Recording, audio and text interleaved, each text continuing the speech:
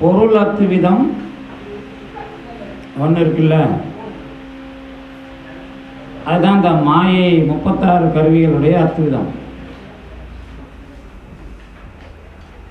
இந்த மாயை 36 கருவிகளுடைய அந்த வளர்ச்சி ஒன்று. அதில் அத்துவிதத்தை பற்றி பேசும்போது அது ஆகின்னு பேசுவார் பாருங்க. எவ்வடிவுகளும் தான் ஆம் எழில் பறை வடிவு அது ஆகி. இப்போ இதுவே சிவஞான போதத்தில் எப்படி ஆரம்பிச்சிருப்பார்னா, அவையே தானேயாய் இருவினையின் போக்குவரவுக்குரிய நீக்கமின் ஆணையின் போக்குவரவுக்குரிய நீக்கமின்றி நிற்கும் அன்றேன்னு வருதுல்ல. இறைவன் எப்படி நீக்கம் இல்லாமல் நிற்கிறான், அதுக்கு தான் அது. நீக்கமில்லாது இருக்கிற நிலை பொருளிலே எப்படி இருக்கிறான் என்று பேசுவது. பொருளிலே எப்படி இருக்கிறான் என்று பேசுவதற்கும் அந்த பொருளை நாம் எப்படி அனுபவிக்க போகிறோம் என்பதற்கும் வித்தியாசம் இருக்கணும். அப்படி இல்லைன்னா எல்லாம் ஒன்னாயிடுதுன்னு ஆயிடும்.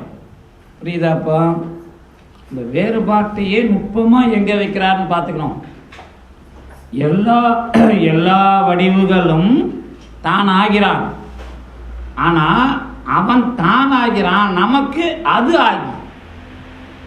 அது நாம சொல்றோங்க. அவையே தானேயாக பெருமான் நீக்கமர நிறைந்து இருக்கிறான். இந்த நீக்கமரங்கிறதான் நான் அந்த புஸ்தகமா சொன்னது. இந்த புஸ்தகமா நீங்க பார்த்தா கூட இந்த எழுத்து அந்த நீக்கமரம் எப்படி தெரிஞ்சுக்கணும்னு கேட்டா, இந்த புஸ்தகத்துல பேப்பர் மை இது ரெண்டு தான். முதல்ல பேப்பர் கூட தயாரிக்கும் போதே அது மாதிரியே அவனும் தயாராகிறான். அந்த பேப்பரா வரும்போது பேப்பரா தயாராகிறான். மை தயாரிக்கும் போது மையா தயாராகிறான். எழுதுகிற காலத்தில் எழுத்தா தயாராகிறான். அந்த மாதிரி நீக்கமர நிற்கும் அப்படிங்கிறத புரிஞ்சுக்கணும். அது பெருமான் எல்லாவற்றிலேயும் இணைந்திருக்கிற ஒரு பிரிப்பு இல்லாத தன்மை. பிரிப்பு இல்லாத தன்மை அதான் முக்கியம். இதை பிரிக்கிறதுனா என்ன? இப்போ நீங்கள் பிரிக்கிறதுனா அதான் காலையில் அந்த உதாரணமே சொல்லிட்டேன். என்ன சொன்னா, காரியத்தை காரணத்தோடு ஒன்ற வைப்பது தான் பிரிக்கிறது. கூட அவங்க நீங்க சொன்னீங்கல்ல, கெட்டு போவதுன்னு ஒன்று சொல்லாதீங்க. கெட்டு போவதுங்கிறதே காரணத்தோடு சேர்க்கிறது தான். அது திரிய வச்சு செஞ்சாலும் சரி, திரிய வைக்கிறது செய்யறதுக்கு பேரு பயன்பாடு. திரிய வைக்காம செஞ்சா பயன்பாடு இல்லைன்னு அர்த்தம். இப்போ மரத்தை நாம வெட்டி பயன்படுத்தினா சேர், அதுவே ஊந்து செத்து போச்சு, மக்கி போச்சுன்னா கெட்டு போச்சு. இதுவும் உயிர் போகுது, அதுலேயும் உயிர் போகுது. ஆனால் பேர் என்னன்னா பயன்பாடு என்ற வகையில் திரிபு, அழிவு என்ற வகையில் கெட்டு போகிறது. சரிதானே? பயன்படாத வகையில். ஆனால் பயன்படலன்னு சொல்ல முடியுமானா காரணத்தோடு அது சேருகிறது. சரிதானே? அந்த மாதிரி பிரிப்பு இன்றி நிற்கிறான் என்று சொன்னால் பிரிகிற காலத்தில் எதனோடு எது சேருகிறது? இப்ப இதுக்கு எனக்கும் பிரிப்பு இருக்கு, இதுக்கு எனக்கும் சேர்க்கை இருக்கு. எப்படி? புத்தகத்திற்கும் எனக்கும் சேர்க்கை எப்படி? இதிலே இருக்கிற விஷயத்தை நான் புரிந்து கொள்ளுகிறேன். இது ஒரு அத்துவிதம். இதுல என்ன இல்லை? அது என்ன இல்லை? இந்த புத்தகத்தை உடைச்சி நாம மூளையில் வைக்கல. இந்த புத்தகத்தை நான் கலக்கிறேன். எப்படி கலக்கிறேன் என்று சொன்னால் கண்ணின் மூலமாக கலக்கிறேன். அப்ப இந்த அத்துவித உறவு இன்னொரு கருவியினால் நடைபெறுகிறது. இதுதான் நான் காலையில மணிகளை சேர்ப்பதற்கு நூல் பயன்படுகிறது. இது சடப்பொருள். மணி சேர்ந்திருக்குதுன்னு சொல்லலாம், ஆனால் மணியை ஒரு சரத்தில் கட்டி போட்டால் தான் நம்ம மாலை ஆக்க முடியும், இல்லைன்னு ஆக்க முடியாதுல்ல. தங்கத்தை அந்த மாதிரி அடிக்கிறதுக்கு ஏற்ற தங்கமாக அதில் ஒரு குற்றம் சேர்க்கணும்ல, குற்றம்னா கேரட்டை குறைக்கணும்ல. அந்த மாதிரி பொருள் சேர்க்கை என்பதற்கு இன்னொரு பொருளின் துணை தேவைப்படுகிறது. இது அடிப்படையில் வேறுபட்ட இரண்டு பொருட்களில் இறைவன் இருக்கிறான் என்பதை உணர்த்துவது. இந்த அத்துவிதத்தை எப்படி புரிந்து கொள்ளுகிறீர்கள்? அதுக்கு அப்புறம்தான் இறைவனோடு சேர்க்கிற அத்துவிதத்தை புரிஞ்சுக்கணும். 3 விஷயம் இருக்குல்ல. இப்போ இந்த 3 விஷயத்தை எப்படி நாம் புரிந்து கொள்கிறோம்? இந்த இதுவே போதும். புத்தகம், அறிவு, கண்.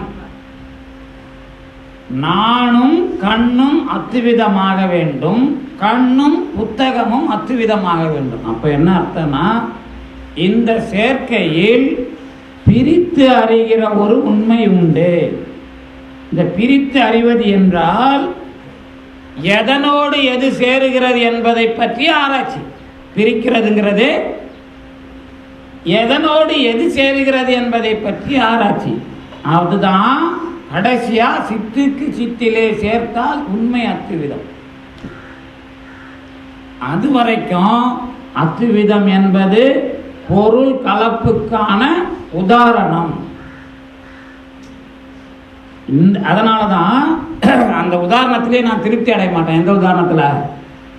அந்த அறக்கோடு சேர்த்து அணைத்த அவங்களும் அதுல திருப்தி அடையல. பண்ணையும் ஓசையும் போல, அதுவும் மெய்கண்ட பழம், அதுவும்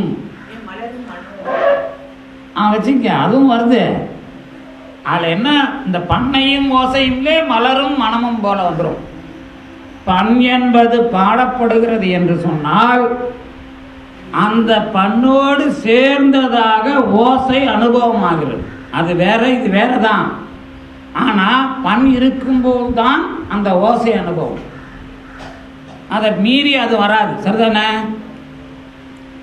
ஆனா பழம் அது எப்படி? பழம் அது சுவை. பழத்தினுடைய மதுதான் சுவை. அந்த சுவை எதை ஞாபகப்படுத்தும்னா பழத்தையே ஞாபகப்படுத்தும். அப்ப சுவை என்பது பிரியுது. எதிலிருந்து? பழத்திலிருந்து பிரியுது. ஆனால் பிரிந்த பிறகு சுவையே பழத்தை நினைவுபடுத்துகிறது. இந்த அத்துவிதம் பிரிந்த பிறகு எது மயங்குகிறதோ அந்த அத்துவிதம். ஆமா, அப்ப அதுதான் அந்த உதாரணத்தோட விஷயம். அந்த உதாரணத்தோட விஷயமே 3, 2 இதை வேறுபடுத்துறது தான். இந்த உண்மை விளக்கத்தில் வர்றதும் தான். அந்தி நிறம், தந்தி முகம், 2க்கு நடுவில் இருக்கிற ஒன்று என்று அத்துவிதத்தை சொல்லலாமா?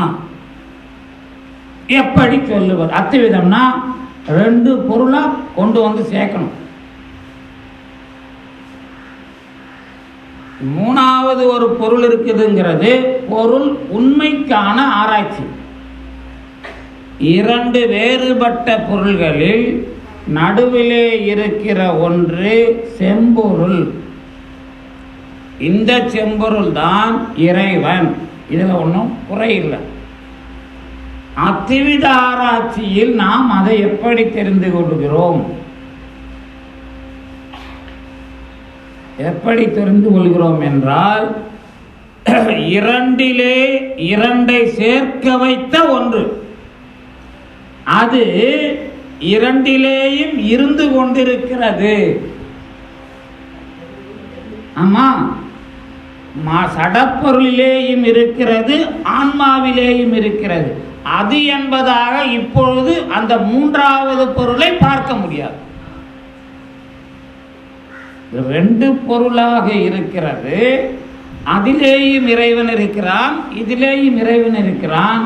இந்த ஆன்மாவை விளங்க வைப்பதற்கு தன்னுடைய அறிவால் தூண்டுகிறானே ஒழிய அதையே தானே இருந்து காணவில்லை. சடப்பொருளிலே சடமாகவே இருக்கிறான்ல. இந்த ரெண்டு பொருளுக்கு நடுவில் பெருமான் இருக்கிறான்னா என்ன பொருள்?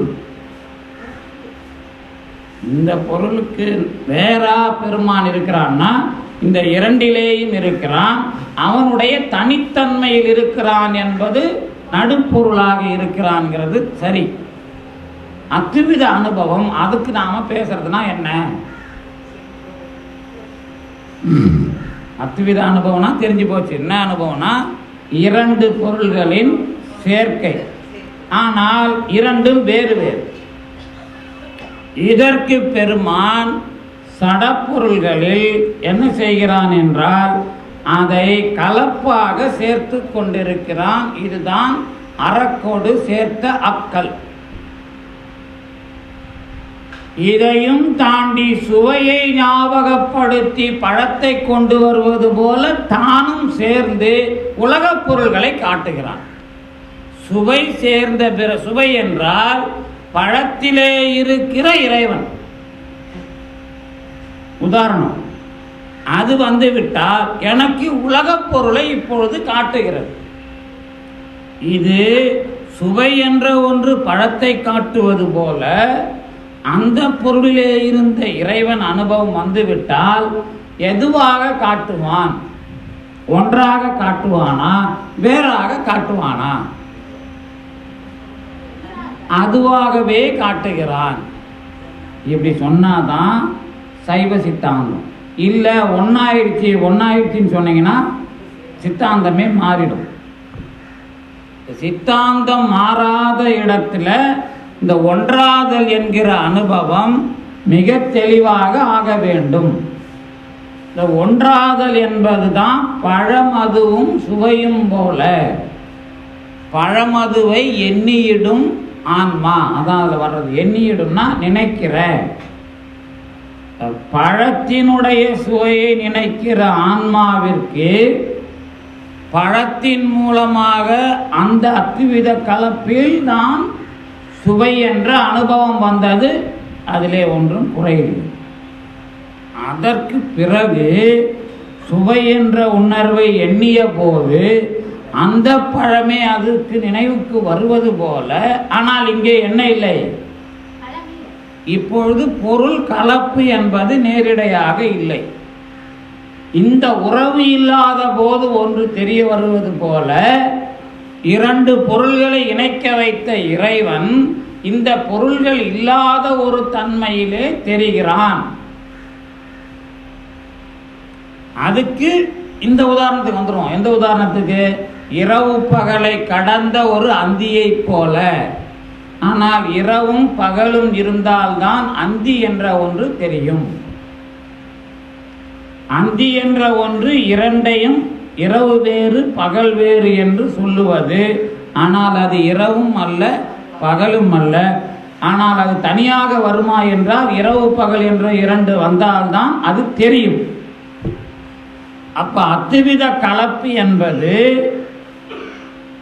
இரண்டு பொருள்களின் சேர்க்கை என்றால் இறைவனோடு சேர்ந்த சேர்க்கையை உணர வைக்கிற ஒரு உறவாகவும் அது இருக்கிறது. இதுவரைக்கும் நாம் அத்விதத்துக்கு அப்படி பொருள் பார்க்கல. இப்போ இந்த இடத்துல இவர் வச்சுதான் அதை பார்க்குறோம். இவர் என்ன சொன்னார்னா, எந்த வடிவுகளும் ஆக இருக்கின்ற எழில் பறை இறைவன், அந்த வடிவத்தை அதுவாக பார்த்தல். அங்கே இறைவனாக பார்த்தல் என்பதா அல்லது பொருளாக பார்த்தல் என்பதை சொல்லுகிறாரா? இதான் பதில நமக்கு தெளிவுபடுத்துற விஷயம். எவ்வடிவுகளும் தானாம் எழில் பறை வடிவு அது ஆகி. இந்த வடிவாகின்னு போட்டிருந்தா நமக்கு பிரச்சனை இல்லை. வடிவு அது ஆகின்னு போட்டதுனால தான் பிரச்சனையே வந்தது. அங்கதான் அத்வித உண்மையும் வந்தது. வடிவாகின்னு போட்டிருந்தா ஓ எல்லாம் சிவமாயிட்டான் ஒன்று தான் அப்படின்னு போயிடும். அது இல்லாம வடிவு இதுவரைக்கும் எதுவாக பார்க்கப்பட்டதுன்னா பொருளாக பார்க்கப்பட்டது. அந்தந்த பொருளில் இப்பொழுது சிவம் பார்க்கப்படுகிறது. பொருள் தான். அந்த பொருள் வடிவத்திலேயே சிவம் பார்க்கப்படுகிறது. இதுக்கு என்ன வித்தியாசம்? இது என்ன வித்தியாசம்னா ஒன்றும் இல்லை, ரொம்ப எளிமையான விஷயம்தான். இதுவரைக்கும் நாம் கலப்பினால் பார்த்தோம், இப்பொழுதுதான் மயக்கத்தால் பார்க்கிறோம். மயக்கத்தால் பார்க்கறோன்னா ஆணவ மயக்கம் இல்லை, ஆணவத்துக்கு தான் மயக்கம் பேரு. ஆனால் அந்த மயக்கம் அது கடைசி வரை கலப்பு மயக்கம் தான். அப்போ பாருங்க ஆணவத்துக்கு எவ்வளோ வெயிட் கொடுக்குறாங்கன்னு பாருங்க. மயக்கம் என்று சொன்னால் இறைவனோடு சேருவது மட்டும்தான் மயக்கம். இங்கே மயக்கம்னா நீங்கள் டயர்ட் நினைக்கக்கூடாது, பொருள் சேர்க்கை உறவுக்கு ஒரு பேர். மயக்கம் என்பது இரண்டு பொருள்களின் தன்மையின்றி ஒரே தன்மையாக ஆவது, சரிதானே? ஆனால் அதிலே இரண்டு பொருள்களும் இருக்கின்றன, சரிதானே?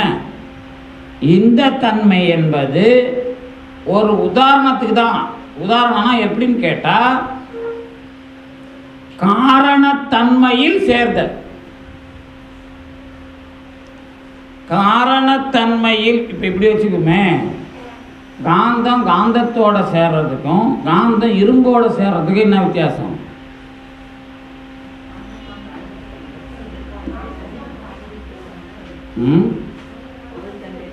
காந்தம் எதிர் துருவம் சேரும், நேர் துருவம் தான் சேராது, எதிர் துருவம் சேரும். ஆமாம், ஒரே திசையில் இருந்தால் ரெண்டு பேரும் பிரிஞ்சிருப்பாங்க ஜோசியர் சொல்லுவாங்கல்ல, அதான் அது. ஒரே திசை ரெண்டு பேருக்கு நடந்தால் அந்த திசையும் போது ரெண்டு பேரும் பிரிஞ்சிருப்பாங்க. அதனால் பொருத்தம் பார்க்கும்போது திசை சந்திப்பு வராதவும் பார்க்கணும்னு ஒரு நுட்பம் இருக்குது. ஆமாம், கல்யாணம் ஆன பிறகு பிரச்சனை இருக்காது அவங்களுக்குள்ள. ஆனால் அவங்க டிரான்ஸ்ஃபரில் வேற ஊருக்கு போயிருப்பாங்க, அல்லது ரெண்டு பேரும் சண்டை வந்து மேலே அவங்க கீழே இவர், இந்த மாதிரிலாம் இருப்பாங்க. அந்த மாதிரி இருக்கிறாங்க தமிழ்நாட்டில். எனக்கு தெரிஞ்ச ஒரு டாக்டர் இருக்கார், இந்த மாதிரிலாம் இருக்கிறாங்க. அவங்க மேலே இவர் மேலே இருப்பார், அவங்க கீழே இருப்பாங்க. ஆனால் கணக்கு வந்து சாப்பாட்டு நேரத்துக்கு ஏதாவது ஒன்று வச்சுட்டு போடுவாங்க டேபிளில், அவர் வந்து சாப்பிட்டு வந்துடுவார். ஆமாம், இதுக்கெல்லாம் என்ன காரணம்? சிலருக்கு திசை சேர்ந்துப்ப அடிச்சிடும். ஏன்னா அந்த உயிருக்கு அந்த அந்த பலன் இருக்காது, சேர்ந்து வாழறங்கிற பலனும் இருக்காது. சில பேருக்கு சேர்ந்து வாழறங்கிற பலன் இருக்கும், ஆனால் அனுபவம் இருக்காது. அந்த மாதிரி அந்த ஜோசியத்தை வச்சியும் அந்த வினையை புரிஞ்சுக்கிறோம் நாம. அந்த மாதிரி இந்த காந்தத்தோட காந்தம் சேர்றதும் ஒரு கலை.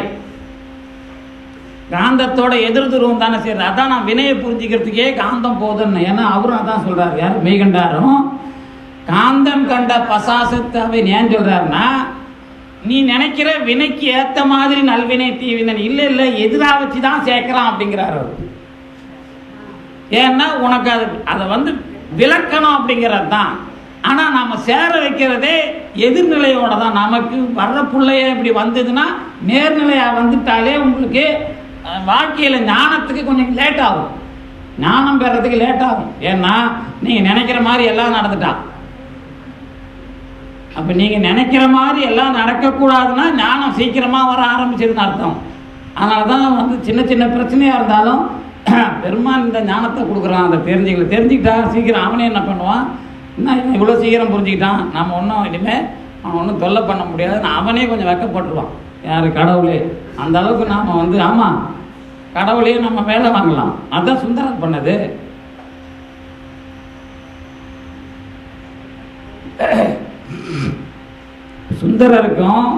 சுந்தரர் வாழ்க்கையை நேராக மனித வாழ்க்கைக்கு எல்லா வகையிலையும் அப்ளை பண்ணலாம், அதில் ஒன்றும் பிரச்சனை இல்லை. இப்போ நமக்கு அத்வித அனுபவம் தான் முக்கியம். ஒரே காந்தத்தை இன்னொரு காந்தத்தின் எதிர்மினையோடு சேர்ப்பது தான் நேர் சேர்க்கை, இல்லைன்னா அது கலப்பு. அப்போ ஒரே மாதிரி விஷயமாக சேர்ப்பது என்பது எப்படி அப்படிங்கிறது தான். அப்படி இல்லைன்னா இப்படி புரிஞ்சுக்கணும். அதை காந்தத்தினுடைய ஒரே திசையை நாம் நேர் திசை என்று சொல்லுகிறோம், அது இல்லை. எதிரெதிர் பக்கம்தான் ஒத்து போவதுன்னு அதுக்கு முடிவுக்கு வரணும். எந்த முடிவில் நாம் இருக்கிறோம் அப்படிங்கிறது தான் அது இருக்கிற விஷயம். ஆனால் இது எல்லாமே சடப்பொருள் தான். சில விஷயம் நமக்கு ஒத்து போகும், சில விஷயம் எதிர்மறையாக இருக்கும். ஆனால் ரெண்டும் சேர்ந்ததுனால தான் அது பேர் வினை, சரிதானே? அது அந்த விஷயமா இல்லாமல் இறைவனோடு சேர்தல்ங்கிற உதாரணம் எதில் பொறுத்துனா நல்லா இருக்குன்னா, மயக்கம் என்பதை காரணத்தன்மையோடு சேர்தல் என்பதாக புரிந்து கொண்டால், காரணத்தன்மையோடு சேர்ந்துறதுல ஒரு சின்ன குறை இருக்கு, அந்த இடத்துக்கு நீங்க போயிடக்கூடாது. என்ன குறைனா, மரம் சாம்பலாக மண்ணோடு சேருகிறதுனா காரணத்துல சேருது, அந்த மண்ணும் சாம்பலும் ஒரே தன்மை, அந்த வகையில மட்டும் எடுத்துக்கணும். அது மயக்கம் என்பது அதே தன்மையை கொண்ட இன்னொன்றில் தான் கலக்கும், இல்லை என்றால் இன்னொரு பொருள் தேவை. இப்போ உறவையும் பொருள் அடிப்படையும் இந்த மாதிரி முடிவு செய்து கொள்ள வேண்டும். சைவ சித்தாந்தத்தில் பொருள் உறவு எப்படி இருக்கிறது, பொருள் அடிப்படை எப்படி இருக்கிறது என்று கேட்டால், பொருள் உறவை பொறுத்த வரையில் காரணத்தன்மையில் சேர்வது என்பதுதான் உண்மையான சேர்க்கை, அந்த உறவு தேவை. ஆனால் வேறு வேறு பொருள்களின் சேர்க்கை இருக்கிறது, அதற்கு மூன்றாவது ஒரு பொருள் தேவை. அப்போ ஆணவம் இருக்கிறது, இறைவன் இருக்கிறது, ஆன்மா இருக்கிறது, இது உடம்பை எடுக்க வேண்டும் என்றால் மாயை என்ற ஒரு பொருள் தேவை. மாயையும் ஆன்மாவும் சேர வேண்டும் என்றால் இறைவன் தேவை. இறைவன் இருக்கிறான், ஆனால் அந்த மாயையிலையும் ஆன்மாவிலையும் கலக்கிறதுக்கு ஒரு விஷயம் பண்ணணும். ஆன்மாவில் காலம் நியதி கலக்க வைக்கணும், தன்னில் சிவம் சக்தி சதாசிவம் ஈஸ்வரன் சுத்த வித்தையை கலக்க வைக்கணும். இந்த ரெண்டுத்தையும் தான் ஒட்ட வைக்க முடியும். ஒட்ட வைக்கிறது இறைவன், ஆன்மா இல்லை, ஆன்மாவையும் மாயையும். அப்போ ஆன்மாவையும் மாயும் ஒட்டாத பொருள்கள், அதை ஒட்ட வைக்கிறது எப்படின்னு அந்த கலை தான். ஆன்மாவோடு ஒரு 3 கம்மை போட்டு சேர்த்து 5 சட்டையை தடவி, இவனுக்கு ஒரு 5 சட்டையை தடவிக்கிட்டு பாருங்க, 2 பேருக்குமே 5 சட்டை தான். இவருக்கு 5 சட்டைனா அவருக்கு ஒரு 5 சட்டை, 10 சட்டையை போட்டுக்கிட்டு 2 பேரும் ஒன்றா வெளியே வர்றாங்க. அப்படிங்கிறது தான் மாயையையும் ஆன்மாவையும் அத்துவித உறவுக்கு ஆட்படுத்துகிற இறைவனின் கருணை. புரியுதா? அந்த மாதிரி 2 பொருள்களின் உறவுக்கு மூன்றாவது பொருள் தேவை. ஆனால் 2 பொருள்களின் உறவை கலப்பாகவும் பேசுகிறோம், அத்துவிதமாகவும் பேசுகிறோம். அந்த அத்துவிதம் என்பது உண்மை அத்துவிதம். இப்போ பொருள் வகையில் 3 தெளிவாக இருக்கிறது, கலப்பு வகையில் இறைவன் என்பது நேர் தேவையாக இருக்கிறது. இப்போ சைவ சித்தாந்தம் ரொம்ப எளிமையாக போச்சு. ஏன்னா இப்போ அவனை பார்த்து நீங்கள் பதில் சொல்லலாம்ல, ஐயையோ கலப்பு இந்த அத்துவிதம் 2 இல்லை 1 இல்லைன்னா பேசினா, அந்த மாதிரி உலகத்தில் பொருளே இணையல. பொருள் இணைப்பு என்பது உலகத்தில் இந்த மாதிரி தான் இருக்கிறது. 2 வேறுபட்ட பொருள்களில் ஒன்றினுடைய தன்மை வேறாக இருந்தால் இன்னொன்றினுடைய தன்மை வேறாக இணைந்தால் இதை இணைப்பதற்கு மூன்றாவது ஒரு பொருள் தேவை. இதான் தொல்காப்பியம் தொடங்கினது. ஒன்று வேறு என்றிருப்பால் வயில், இது வேற அது வேறன்னா முதல்ல ரொம்ப கவனமாக சொன்னது தொல்காப்பியம் தான். எனக்கு அது ரொம்ப ஆச்சரியம். என்னன்னா, என்னை விட்டா மற்றதெல்லாம் வேற தான், அந்த மாதிரி ஒன்றை வச்சுக்கிட்டு அடுத்தது எல்லாத்தையுமே ஒரு குரூப்பாக பார்த்தது தொல்காப்பியம். ஆனால் அதுக்கு உரை எழுதினவங்க தான் மாற்றி மாற்றி உரை எழுதிட்டாங்க. எல்லா உரையாசிரியர்களும் பால்னா ஊழ்வினைன்னு எழுதிட்டாங்க. அந்த சிஸ்டம் டெவலப் ஆகிறதுக்கு தான் நமக்கு எவ்வளோ நாள் ஆச்சு. திருஞான சம்பந்தர்லாம் வர வேண்டிய நிலைமை ஏற்பட்டது. அப்போவே நாம் கடவுளை தெரிஞ்சிட்டு இருந்தோம்னா திருக்குறளை வச்சு, காரைக்கால் அம்மையாரை வச்சு இந்த பிரச்சனை கிடையாது. அப்போது இந்த ஒன்றாகவும் வேறாகவும் இருக்கிற பொருள்களின் இணைப்பிற்கு மூன்றாவது பொருள் தேவை. இது அத்துவித உறவுக்கான அடிப்படை. ஆனால் அத்துவித உறவு என்பது 2 பொருள்களுக்கு இடையிலானது. 2 பொருள்களின் இணைப்பு தான் அத்துவிதம். அது 2 இல்லாத தன்மையில் கொண்டிருக்கும் என்று சொன்னால் எங்கே கொண்டிருக்கும்? 2 இல்லாதது என்று சொல்லுவது சடமும் தான் சேரும், சடமும் சித்தும் சேராது. சடமும் சேரும் என்று சொன்னாலும் சடம் தனிப்பொருளாக இருந்தால் இன்னொரு சடத்தோடு சேராது. ஆணவம் எதோட சேராது? மாயையோட சேராது. மாயை ஆணவத்தோட சேராது, வினையோட சேராது. ஆனால் இதுக்கும் பாருங்க, புத்தி தத்துவத்தை வச்சுக்கிட்டு அங்கே கொண்டு போய் குண விஷயங்களை வச்சு அங்கே ஆன்மாவுக்கு ஒரு செயலையும் வினைக்கு ஒரு செயலையும் வச்சு ஃபிட்டின் பண்ணுறான் பாருங்க.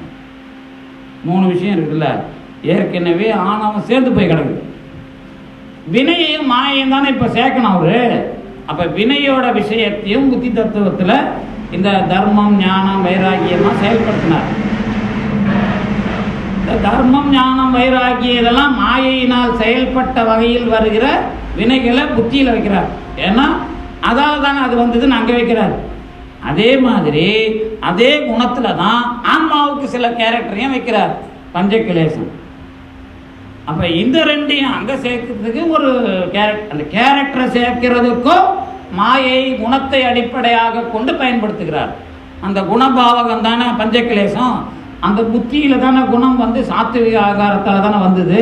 அங்கேருந்து தானே தைசத அகங்காரம் முதலியனெல்லாம் வருது. அப்போ எந்த இடத்துல சேர்த்தா இது சேருங்கிறதுக்கு தான் இந்த பரிணாம கொள்கையே வருது. இது சயின்ஸ் படி தப்பா ரைட்டாங்கிறது வேற. இது எல்லாமே இந்த சடமும் சித்துமாகிய விஷயம் சேராத விஷயம்.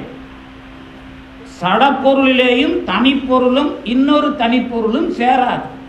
சடப்பொருளில் எது ஒன்றா சேரும்? மரம் நெருப்பில் சேரும், சாம்பலில் வந்து மண்ணில் சேரும். ஆனால் இந்த மரம் இந்த மண்ணில் சேர்றதுனா இதுக்கு என்ன பேர்னா காரிய காரணம் பேர். இது சேர்றதுன்னா என்ன? அது அதிலேயே இணைகிறது அப்படிங்கிறது தானே தவிர இன்னொன்னோட போய் சேரல. சரிதானே? இப்போ இன்னொன்னோட போய் சேராத மயக்கம்னு சொல்கிறோம். அந்த உதாரணம் எதுக்கு மட்டும் பயன்படுதுன்னா, முழுமையான கலப்பு என்பது மயக்கம் என்ற ஒன்று. ஆனால் அதுவே அடிப்படையில் வேறுபட்ட பொருளாக இருந்தால் நடக்காது. அப்போ நாம் ஆணவத்தோடு சேர்ந்திருப்பது, மாயையோடு சேர்ந்திருப்பது, வினையோடு சேர்ந்திருப்பது அடிப்படையில் வேறுபட்ட பொருள் தன்மை. ஆனால் நம்மை போன்ற ஒரு பொருள் தன்மை தான் நமக்கு உண்மையான சேர்க்கை.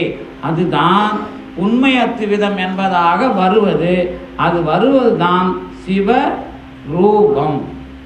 அந்த சிவரூபம் வந்த பொழுது இந்த பொருள்கள் எல்லாம் இல்லை என்று இல்லாமல் இந்த பொருள்கள் சேர்க்கை பொருள்கள், அதாவது நம்மை போலவே நம்மிலே மயங்குகிற பொருள்கள் இல்லை, இவைகள் இருக்கின்றன. அவைகள் அது என்பதாக இருக்கின்றன. இப்போ நாம் எதில் சிக்கல் வராது. இனிமே எல்லாம் ஒன்றாயிடுச்சிங்கிற சிக்கலே இனிமே வரக்கூடாது. ஏன் அப்படின்னா, தெளிவாக பொருள்கள் எப்படி சேருகின்றன என்பதை நாம் பார்த்து விட்டோம். சேர்க்கை என்பது எந்த காலத்திலேயும் முழுமையான ஒன்றாக இன்னொன்று மற்றொன்றாக மாறுவது இல்லை. இந்த சேர்க்கைக்கு காரணகாரிய சேர்க்கையாக இருந்தால் ஒரே பொருள்தான், அது வேறு பொருளில் சேர்க்கை இல்லை. அது மாயை காரியம் மட்டுமே. மாயை ஆணவத்தோடு சேருகிறதா, வினையோடு சேருகிறதா, ஆன்மாவோடு சேருகிறதா என்றால் இதன் பொழுது மூன்றாவது ஒரு பொருள் வர வேண்டும். இதன் பொருட்டு மூன்றாவதாக வருகிற பொருள் தான் இறைவன். அவன் எப்படி வந்து நிற்கிறான் என்றால் அந்தந்த பொருளிலேயும் அத்துவித கலப்பாக வந்து நிற்கிறான். அப்படி அந்தந்த பொருளிலேயும் அத்துவித கலப்பாக வந்து நின்ற இறைவன் இப்பொழுது ஆன்மா என்ற தன்மையோடு தன்னுடைய தன்மையை சேர்த்த பொழுது ஆன்மாவினுடைய உண்மைத்தன்மையோடு சேருகிற சேர்க்கை வந்து பொருள்களை எல்லாம் இப்பொழுது எங்கும் அதுவாக பார்க்கிறது. முடிஞ்சு போச்சா? அதுதான் முதல் வரிக்கு எது சிவரூபம் என்பதற்கான தெளிவான பொருள். எவ்வடிவுகளும் தான் ஆம் எழில் பறை வடிவு அது ஆகிய. இன்னைக்கு நமக்கு வந்து வகுப்பு வந்து ஒரு 12-12:30 வரைக்கும் உண்டு. ஏன்னா மதிய வகுப்பு இன்னைக்கு. இந்த இடம் வந்து அவங்களுக்கு வேணுமா? யாருக்கு? இந்த நிகழ்ச்சி அந்த பெரிய அரங்கத்தில் நடக்கிறவங்களுக்கு இந்த இடத்துல வச்சு தயாரிப்பு வேலையெல்லாம் இங்கே இருக்கலாம். இது வந்து நம்ம வகுப்பு திட்டம் தொடங்கப்படுவதற்கு முன்பாக தொடங்கப்பட்டுவிட்ட தட்ட மாதிரினாலே நிராகரிக்கப்படுவதற்கு இயலாத ஒரு நிலையில் அது வந்து சொன்னாங்க. இருந்தாலும் பக்கத்தில் மாற்றி வைக்கலான்னு பார்த்தாலும் அங்கே இந்த அட்மாஸ்பியர் அங்கே அமையாததுனால கொஞ்சம் நீட்டிச்சு இன்றைக்கி மதிய வகுப்பை இல்லாமல் நாளைக்கு தொடர்ந்து காலை மாலை நடைபெறும். இன்றைக்கி மட்டும் மதிய வகுப்பு வந்து தடைப்பட்டிருக்கிறது. ஏன்னா நீங்கள் அத்துவித அனுபவத்தை பெற்றுவிட்டதுனால ஒரே வகுப்பு. ஏன்னா அதில் வேறு கிடையாது அப்படிங்கிறது தான் இன்றைக்கி பெருமானே நமக்கு ஒரு அந்த உதாரணத்தையும் அமைச்சிருக்கிறார். அப்படிங்கிறது தான் நமக்கு இயல்பாகவே வாய்த்திருக்கக்கூடிய ஒரு விஷயம். ஒரு விஷயத்தையும் சொல்லி இந்த இந்த பாட்டை நம்ம இனிமேல் ஈஸியாக முடிச்சிடலாம். இந்த பாட்டு அதில் ஒன்று நமக்கு இந்த நேரம் முடிகிற வரைக்கும் இந்த பாட்டு நமக்கு எளிமையாக நிறைவேறும். அடுத்தது கவ்விய மலத்து ஆன்மாவை கருதியே ஒடுக்கி ஆக்கி பவ்வம் ஈண்டு அகல பண்ணி பாரிப்பான் ஒருவன் என்றே செவ்வையே உயிருள் காண்டல் சிவரூபம். இந்த பாட்டில் சிவரூபத்துக்கான அடிப்படை தான் அது ஆகின்னு பார்த்தோம். இப்போ முன்னெல்லாம் நாம் பார்த்தல எது தத்துவ ரூபம் ஆன்ம ரூபம் பார்க்கும்போது முடிவு மட்டும்தான், முடிவை பார்த்து நீங்கிறது மட்டும்தான் ஆன்மாவுடைய செயலாக இருந்தது.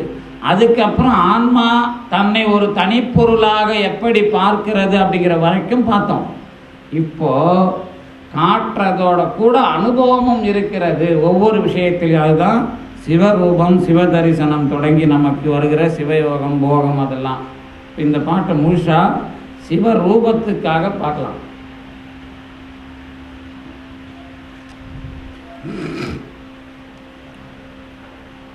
இந்த பொருள் சார்பை பற்றி நம்ம பார்த்தோம்ல, பொருள் சார்பு எதோட எது சேருது அப்படிங்கிறது தான் சார்பு. இந்த கவ்விய மலத்து ஆன்மா, இந்த கவ்விய மலத்து ஆன்மா தான் சகஜ மலம்.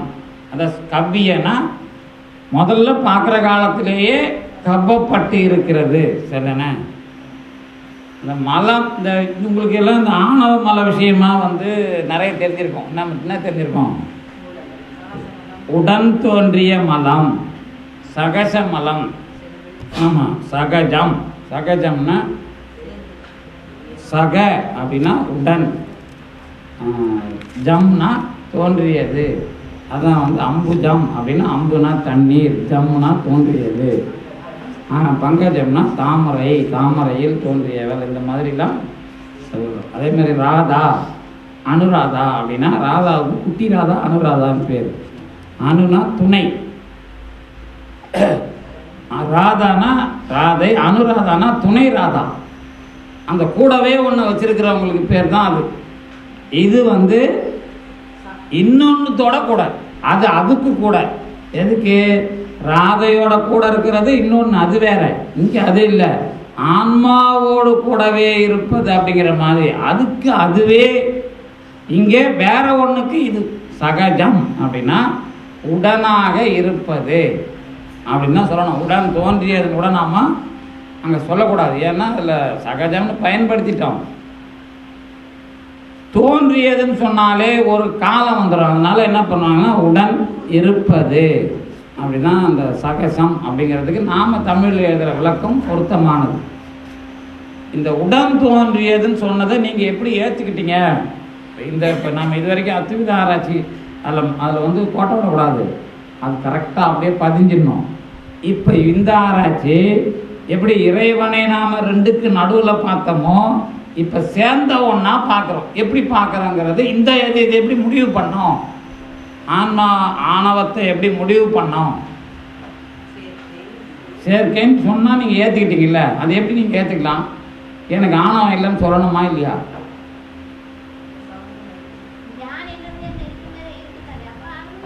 அதையெல்லாம் சொல்லி கொடுத்துருப்பாங்க. யான் இருக்குது, எனது இருக்குதுன்னு நானும் சொல்லியிருப்பேன். அந்த மெத்தடில் நான் கேட்கல. இப்போது நான் கேட்கறது உங்களை பார்த்து உங்களுக்கு ஆணவம் இருக்குதான்னு கேட்பேன். நீங்கள் ஒன்றா பெருந்தன்மையாக இருக்குதுன்னு சொல்லிட்டு போகலாம். ஆனால் ஆணவம் என்பது இருக்கிறது என்பதை ஏன் ஒத்துக்கொள்ள வேண்டும்?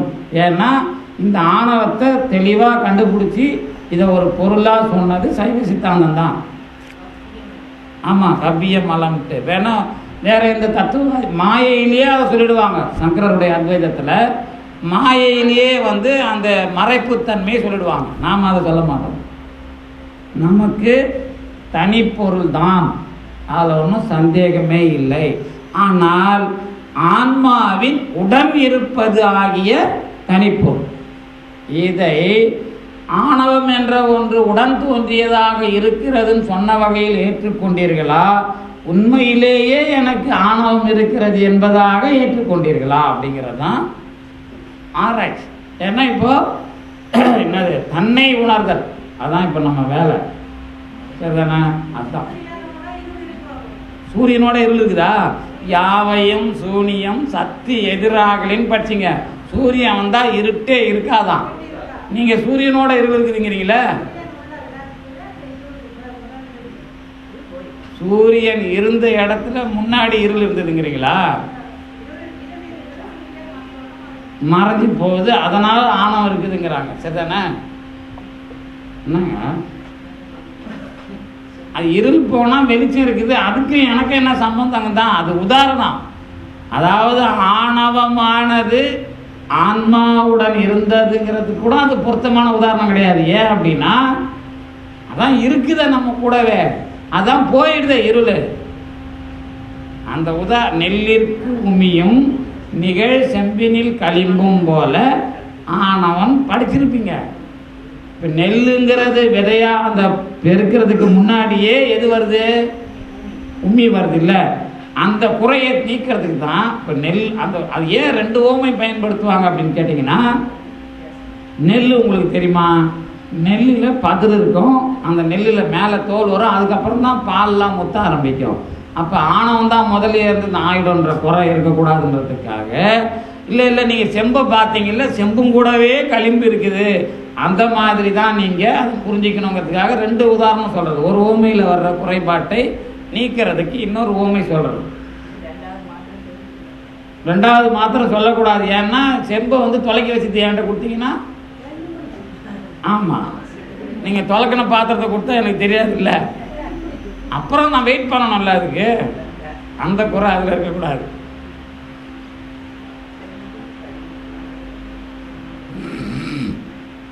ஆமா எது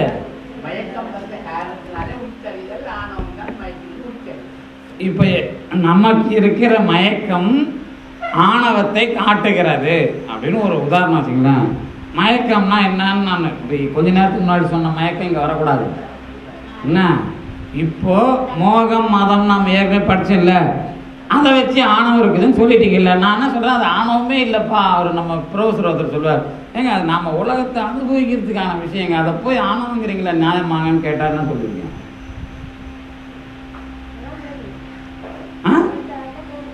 அவன் எனக்கு நான் கூட அன்னைக்கு பேசும்போது சொன்னேன், இந்த வயசானவன் கையால் ஆகாதவன் பேசுகிற பேச்ச பேசாதீங்க அப்படின்னுவான். ஆமா, ஏன்னா அதாவது நமக்கு பேரே அப்படிதான். நான் ஒருத்தர் சண்டை, அதாவது ஒருத்தன் என்னை பார்த்து திட்டுறான் அப்படின்னு வச்சுக்கோமே. அதாவது விவேகானந்தர் கூட அப்படிதான் வந்தது. என்ன வந்ததுன்னா, இங்கேருந்து சிக்காகோ போயிருந்தாராம். அவர் போய் பேசுறதுக்கு முன்னாடி இங்கிருந்து ஒருத்தன் பெட்டிஷன் அனுப்பிச்சிட்டான். நம்ம ஆள் ஒருத்தன் சாமியார் ஊராக எல்லா வீட்டுக்கும் போய் ஒரு நோட்டீஸ் அடிச்சு கொடுத்துட்டான். என்னன்னு, தமிழ்நாட்டிலேருந்து இந்தியாவிலேருந்து ஒருத்தன் வந்திருக்கிறான், அவன் சாமியார் சொல்லுவான், ஆனால் அவனை மாதிரி மோசமானவன் கிடையாது, அவன் பொம்பளை பொறுக்கி இப்படிலாம் நோட்டீஸ் அடிச்சு கொடுத்துட்டாரான். அந்த மாதிரி உலகத்தில் எல்லாருக்கும் நீங்கள் உங்களை பற்றி ஏன் பேசுவாங்க அப்படின்னா, நீங்கள் வெளியே ஆரம்பித்தாலே உங்களை எதிர்க்கணும் அப்படிங்கிற விஷயம் ஒன்று நடந்துடும்.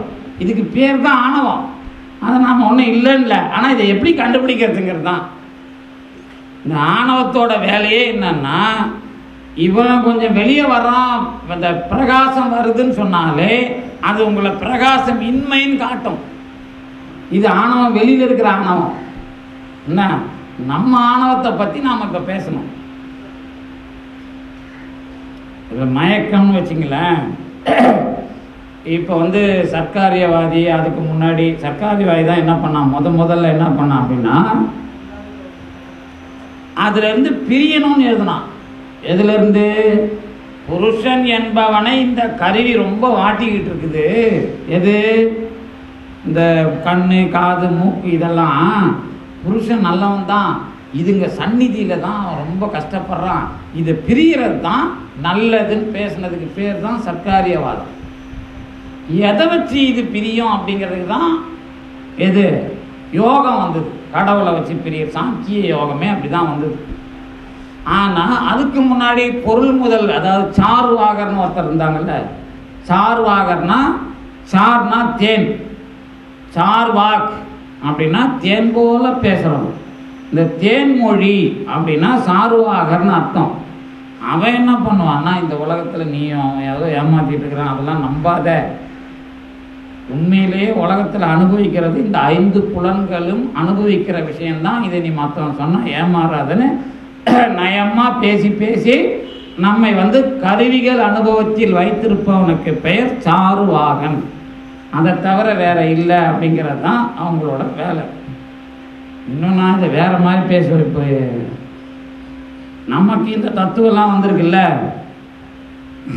இந்த தத்துவம்லாம் எதுக்கு வந்ததுன்னு இங்கே இருக்கிற கைலாசபதியெல்லாம் எழுதியிருக்காரு தெரியுமா உங்களுக்கு?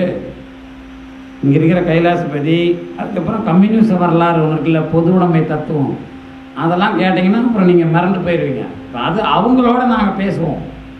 எப்படின்னு கேட்டால், உங்களை எப்படி வச்சிருக்கணுங்கிறதுக்கு தான் தத்துவம் பயன்படுது அப்படிங்கிற வரலாறு.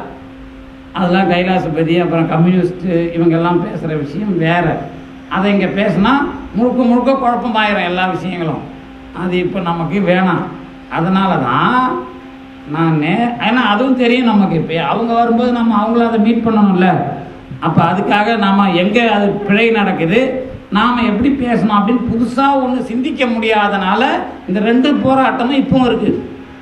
இப்போ என்ன ஆச்சுன்னா, உலகம் இப்போ போகிற போக்கு. வேணா நீங்கள் லைவாக இப்போ சித்தாந்தத்தை வெளியே கொண்டு வரணும். இப்போ அந்த வேலை இங்கேருந்து நடக்குது. இப்போ நாம் இந்த அளவுக்கு சைவ சித்தாந்தத்தை தமிழ்நாட்டில் நான் சிந்திக்க முடியுமானா, முதல்ல தமிழ்நாட்டில் என்ன பண்ணணும்னா, 15 நாளைக்கு சைவ சித்தாந்த வகுப்புகள் நடத்த பெறும், உணவு உண்டி உறையுள் தடப்படும்னு போடணும்.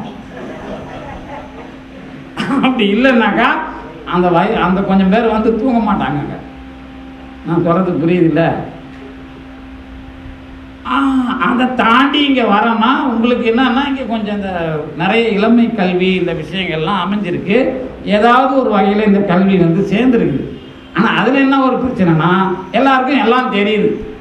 அது ஒரு சின்ன சிக்கல் இருக்குது. இப்போ நமக்கு அதுவும் பிரச்சனை இல்லை.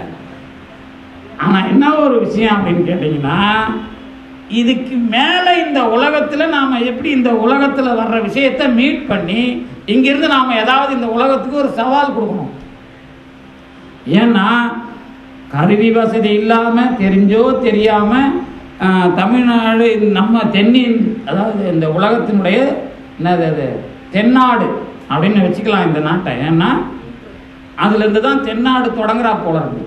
அதாவது திருவண்ணாமலை இருக்குல்ல, திருவண்ணாமலை தான் மையம். அதுலேருந்து தென்னாடு உலகத்துக்கு தொடங்குது. ஏன்னா பூமத்திய ரேகை எங்கே கிரீன்விச் போகுது அப்படின்னு அது ஒரு மேப் இருக்குது. ஆனால் நம்ம அருள் உலகம் என்ன சொல்லுதுன்னா, திருவண்ணாமலை தான் மையம். இப்போ இதுக்கு கீழே வர்றது தென்னாடுன்னு வச்சுக்கிங்களேன். அது தாண்டிலாம் போக முடியாது. இப்போ இருக்கிற நாட்டில் நம்ம தமிழ்நாடு இலங்கையும் தான் வரைக்கும் சேரும். இலங்கையிலே நாம் பிரித்து இப்போ நீங்கள் இங்கே வந்துட்டால் வடக்குன்னு ஆகிடும். சரி தானே? இப்போதைக்கு இப்போ நிலப்பிரச்சனைலாம் வேணாம். ஆனால் ஒரே பிரச்சனை என்ன அப்படின்னு கேட்டிங்கன்னா, இந்த பொருள் இதை சம்பாதிக்கிறது, இதை வச்சுக்கிறது, அதுக்கப்புறம் மக்களை எப்படி வச்சுக்கிறது முடிவு பண்ணி கடைசியாக வாழ்க்கை நிலையானதா பொய்யானதா, ஐயோ இந்த பிரச்சனை இப்படி தான் இருக்கும், வாழ்க்கையே நம்பாத, மரணம் தான் உண்மை, இதை வச்சு கொண்டும் போயிட்டு போன தத்துவவாதிகளுக்கு பேர் எக்ஸிஸ்டென்சியலிஸ்ட்னு பேர், இருத்தல்வாதம். இதை தாண்டி ஒரு குரூப் வந்தது, ஐயோயோ இது மட்டும் இல்லை எதுவுமே தேவையில்லை அப்படிங்கிற மாதிரி வச்சு, நீ உன்னையும் நம்பாத உலகத்தையும் நம்பாத எதுவுமே தேவை, எக்ஸிஸ்டென்சியலிசம் ஆகுது, ஆன்மான்னு ஒன்று இருக்குது, நாம் எல்லாரும் மரணம்தான் உண்மை, இதை தவிர வேற தேவையில்லைன்னு சொல்லி அதுக்கு தலைவர் நீட்சே. அவர் தான் முதல்ல என்ன சொன்னார்னா, கடவுள் இறந்து விட்டார் அப்படின்னு அனௌன்ஸ் பண்ணது அவர் தான். அவன் தான் முதல்ல அதை பண்ணான். நீட்சே ஆமாம், அவர் தான் அதை பண்ணார்.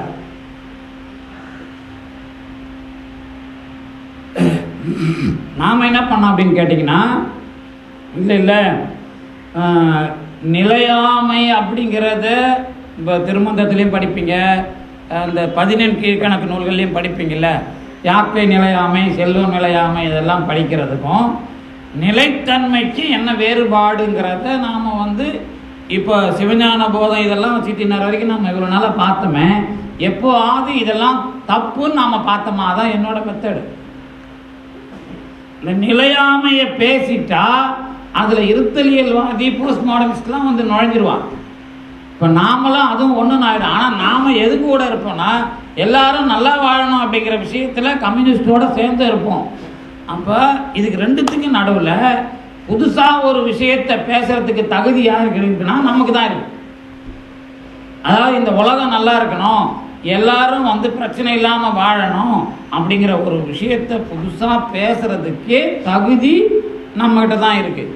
அதனால தான் நாம் பெரிய அளவில் இதை பிரபகண்டாவாக பண்ணி எல்லாருக்கும் ஒரு ஞாயிற்றுக்கிழமான ஒரு கையில் புக்கை கொடுத்துட்டு தெரு அலைய வர்றது இல்லை நம்ம வேலை. இதை வந்து ஒரு அனுபவமாக பார்க்குறோம். இப்போ நாம் இதை இந்த அனுபவத்தை ஓரளவு நடைமுறையாக கொண்டு வந்து அடுத்த இடத்துக்கு கொண்டு வரணும் அப்படிங்கிறது தான் நம்முடைய வேலை. அதுக்காக தான் இந்த மாதிரி விஷயத்தை கூடுதலாக சிந்திக்கும் போது இங்கே வந்து ஓரளவுக்கு பயிற்சி இருக்கிறதுனால அதை நாம் அடுத்த கட்டத்துக்கு கொண்டு வரணும். அந்த மாதிரி வந்தால் இந்த அனுபவம் இதுதான் உண்மை அப்படிங்கிற மயக்கத்துக்கும் இதிலே இருந்து நாம் தெளிவாக பெறுகிற விஷயத்திற்கும் என்ன வேறுபாடு?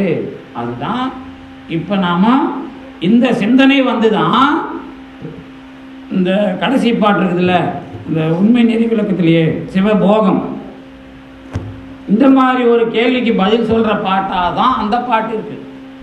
அனுபவம் என்று சொன்னால் என்ன? அந்த அனுபவம் நீங்கள் சொல்கிற மாதிரி ஒன்றுமே இல்லைன்னு சொல்கிற விஷயம் கிடையாது. ரொம்ப மோசமானவனுக்கும் நாங்கள் வந்து இந்த மாதிரி விஷயம் பேச போகிறோம், அந்த மாதிரி நாங்கள் கொண்டு வருகிறோம். அதுதான் அந்த சிவபோகத்தோட நோக்கமாக தெரியுது. அப்படி இவர் வந்து வெறும் சித்தாந்த பிரச்சனையை மட்டும் பார்க்காம உலகம் போகிற போக்கையும் பார்த்து சிவபோகம் என்பதை பேசியிருக்கிறார்னு சொன்னால் நமக்கு இதனுடைய உயர்வு தெரியும். அதை நம்ம முடிக்கும்போது பார்த்துடலாம், அது ஒன்றும் பிரச்சனை இல்லை. இப்போதைக்கு என்ன கேள்வி வந்தது? ஆணவத்தை பற்றி கேள்வி வந்தது. ஆணவத்தை பற்றி நீங்கள் முடிவு பண்ணிட்டு போங்க அப்படின்றது தான் பிரச்சனை. இப்போ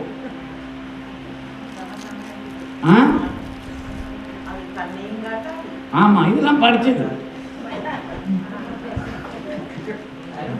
இதெல்லாம் படிச்சது தான். நான் நீங்கள் படிக்கல, நான் சொன்னேன். உங்களுக்கு படித்ததெல்லாம் நல்லா ஞாபகத்துக்கு வருது, அதில் ஒன்றும் பிரச்சனை இல்லை. இதுவே ஆனாம் தானே. உங்களுக்கு சொல்கிறத நீங்கள் அனுபவிச்சு சொல்லுங்கன்னா அதுவே நீங்கள் அதை தானே சொல்லிக்கிறீங்க. அதுவே வருது, அது தன்னையும் காட்டாது பொருளையும் காட்டாது.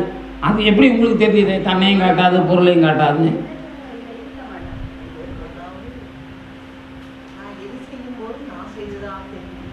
ஆமாம்,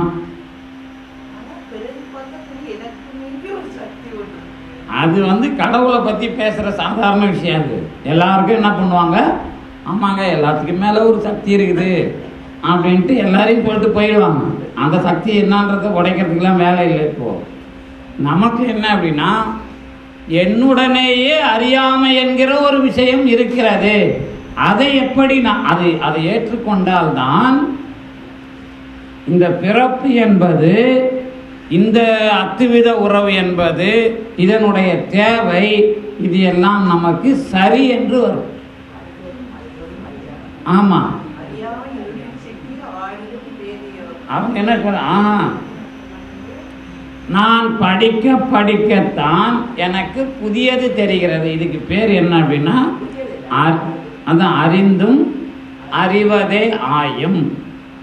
நான் அறிந்தவனாக இருக்கிறேன், இன்னொன்றை பற்றி படிக்கும் பொழுது இது அறியாததையும் அறிகிறேன் அப்படின்னு ஒரு வளர்ச்சி இருக்கு. இந்த வளர்ச்சி ஆணவத்தை காட்டுதா?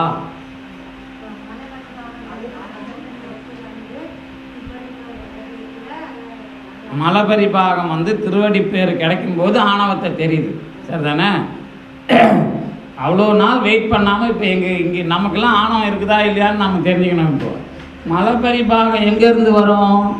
மலபரிபாகம் இறைவன் வந்து நீக்கிறான் தான் பேர்.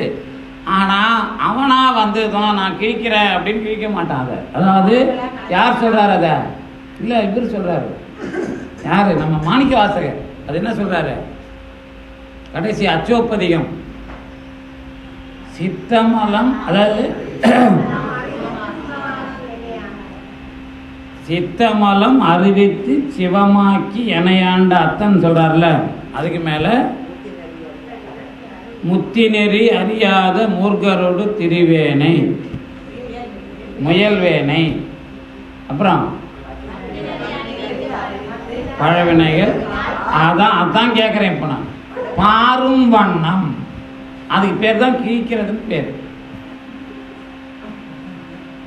ஆமாம், அதுக்கு விளக்கம் அப்படி தான் வரணும். பழவினைகள் பாரும் வண்ணம், சித்தமலத்தை அறிவிக்கிறது. பழவினைகள் பாரும் வண்ணம். அந்த பாருங்கிறதுக்கு விஷயம் தான், என்னுடைய ஞானத்தை இந்த வினையை வச்சு மட்டும்தான் அந்த வேலையை பண்ணுவான். ஏன்னா வினை என்பது உங்களுக்கு இது இல்லை என்பதாக அதை நீங்கள் பிச்சு போடணும். அதுக்கு என்ன சொல்லுவாங்கன்னா, கூட அந்த துணி என்பதை துணியாக நீங்கள் பார்க்கிறீர்களா, இது துணி என்று ஒவ்வொரு நூலாக இழுத்து போட்டால் இல்லை, துணி என்பது இல்லை, இதுதான் பாருதல். இந்த மாதிரி வினையை இழுத்து போடுகிற வேலை தான் அல்லது கிழிக்கிற வேலை தான் பாருதல். அந்த விஷயம் மலபரிபாகம் என்பதாக நீங்க படிக்கிறீங்கன்னு சொன்னா அதை பெருமானே பிச்சு போடுகிறானா இல்லை, நீங்க சேர்த்து வச்ச துணியை நீங்களே பிரிச்சு பார்த்து அது இல்லை என்பதாக தெளிவடைய வைக்கிறான். மலபரிபாகன்னு ஒரு சொல்லு, இருவினை ஒப்புங்கிற சொல்லலாம் நம்ம விஷயமா பார்க்காம அது கடவுள் கையில் கொடுத்துட்டு அதை என் கையில் கொடு என் கையில் கொடுன்னு கேட்குற மாதிரி படித்தது தான் பிரச்சனை. இப்போ ஆமாம், மலபரிபாகம் என்றால் இறைவன் என்னுடைய மலத்தை நீக்குவான், இருவினை ஒப்பு என்றால் இறைவன் என்னுடைய வினையை நீக்குவான். இப்படி படித்து அப்போ எப்போ தான் அவன் அதை நீக்கிறான் அப்படின்னா, எப்போ நீக்கிறாங்கிறப்ப தான் விடை வேற மாதிரி வருது. ஆனால் அவன் தான் நீக்குவான் படித்ததுனால அப்போ அதுக்கு நமக்கு சம்பந்தம் அதானே நடக்குது. நம்ம சொந்த விஷயமா தான் பார்க்கணும். இது நாம் எப்பவுமே அடுத்தவங்களை பற்றி தான் பேசி பழக்கமே, அதான் சுவையாக இருக்கும். நம்மளை பற்றி பேசினா கொஞ்சம் கஷ்டமாக தான் இருக்கும். அடுத்தவங்களை பற்றி பேசினா தூக்கம் வராது, எதுவுமே வராது. நம்மளை பற்றி பேசினா மட்டும் முதுகு வலிக்கும், டயர்டாகிடும், எல்லாம் பிரச்சனையாக இருக்கும். ஆமாம், என்னடா இது பெரிய தொல்லையாக இருக்குது. அதே மாதிரி அனுபவம் என்று சொன்னால் இந்த நம்மை பற்றி பேசும்போதே அடுத்தவங்களோட சேர்ந்துருக்கிறங்கிறது தான் உண்மை. ஆனால் நம்மளை நீக்கிட்டு அடுத்தவங்களை பற்றி பேசினா மட்டும் ரசனையாக இருக்குல்ல, அது ஞானத்தோட தன்மை கிடையாது. அந்த மாதிரி ஆகி போச்சு, கேட்க மாட்டாங்க. அப்போ ஏன்னா அது அவங்க குறையாக மாறிடும். கடைசியாக அது குறைய சுட்டி காட்டுற மாதிரி ஆகிடும் கடைசியில் போய். அதனால தான் நாம் இந்த நண்பனையே எங்கே வச்சுக்கிறது இல்லை அப்படின்னு கேட்டாக்கா, அவன் ஒன்று சொல்கிற மாதிரி வச்சுக்கிட்டாக்கா நம்ம யோசனை பண்ண ஆரம்பிச்சிடுவோம். என்ன இதெல்லாம் நமக்கு சொல்கிறான். அது மாதிரி நீங்கள் இடிக்கும் கேளீர் நுண்குறையாக அப்படின்லாம் ஏற்றுக்கிட்ட மாதிரி பேசுவாங்க. ஆனால் ஏற்றுக்கிட்டதா எங்கேயாவது வரலாறு இருக்குதான்னு கேட்டால் அது ரொம்ப கம்மி. அதனால் இப்போ நம்ம விஷயம் என்னன்னா, ஏன்னா அதுவும் ஒரு ஆணவத்தோட செய்கை தான். இதெல்லாம் பார்த்தாலே ஆணவம் இருக்குதுன்னு தெரிஞ்சிடும். ஏன்னா இந்த கூட சேர்ந்திருந்தே அது அடுத்தவனுக்கு எடுக்கிற வேலையை தான் ஆணவம் பண்ணும். ஆமாம், அந்த மாதிரி வேலையில தான் இந்த ஆணவத்தை நாம உதாரணமாக சொன்னால் இன்ட்ரெஸ்டாக இருக்குது. மறுபடியும் ஆணவங்கிறது தேவையா அப்படின்னு கேள்வி கேட்கும்போது பிரச்சனையாக இருக்கு. ஆணவம் என்பது அது படித்தது. நான் மறுபடியும் என்ன கேட்குறேன் அப்படின்னு கேட்டால், என்னுடைய ஆணவம் அப்படின்னு நான் சொல்கிற அளவுக்கு என்னோடு சேர்ந்தே இருப்பது, அந்த ஆணவத்தை நான் இந்த மாதிரி தெரிஞ்சுக்கிறது மயக்கமாக இருக்கிறேன் அப்படின்னு சொல்கிறது காரியம். சரிதானே? இந்த பொருளுக்காக மயங்குதல், இதற்காக உயிரை விடுதல் என்பதாக செயல்படுகிற விஷயமெல்லாம் ஆணவத்தின் காரியம். அதே விஷயமாக ஆணவத்தை பற்றி சொல்லிக்கொண்டே வந்தால் அந்த பொருளை நான் உடனிருக்கிற பொருளாக எப்படி முடிவு செய்வது? ஏன்னா எல்லாரும் ஆணவத்தை இந்த மாதிரி மற்ற தத்துவவாதிங்க இவங்க ஒரு விஷயத்தை நம்மளை சைவ சித்தாந்தத்தை அவங்க கேட்குற கேள்வி என்ன அப்படின்னா, ஆணவம் எப்படி வந்ததுன்னு ஒரு பதில் சொல்லுங்களேன். நீங்கள் மட்டும் என்ன நீங்களும் இதுக்கு பதில் சொல்ல மாட்டீங்கல்ல அப்படிம்பாங்க. புரியுதா உங்களுக்கு நான் சொல்கிறது? நாம் தத்துவவாதியை பார்த்து இந்த உதாரணம் சரியில்லையேப்பா, இறைவனுக்கிட்டே மாயை வந்ததுன்னு சொல்கிறியே, அது தப்பாக தெரியுதுன்னு ஒரு கேள்வி கேட்போம்ல. அதே மாதிரி அவன் நம்மளை பார்த்து ஆணவம் ஒன்று கூடக்குதுங்கிறியா, அது ஏன் வந்ததுன்னு சொன்னியா நீ அப்படின்னு கேட்பான். அதுக்கெல்லாம் நீங்கள் பதில் சொன்னால் தான் உங்கள் தத்துவம் வந்து நிற்கும். ஏன்னா தத்துவவாதிகளோட தத்துவவாதி சண்டை போடும்போது இந்த விஷயம் உண்டு.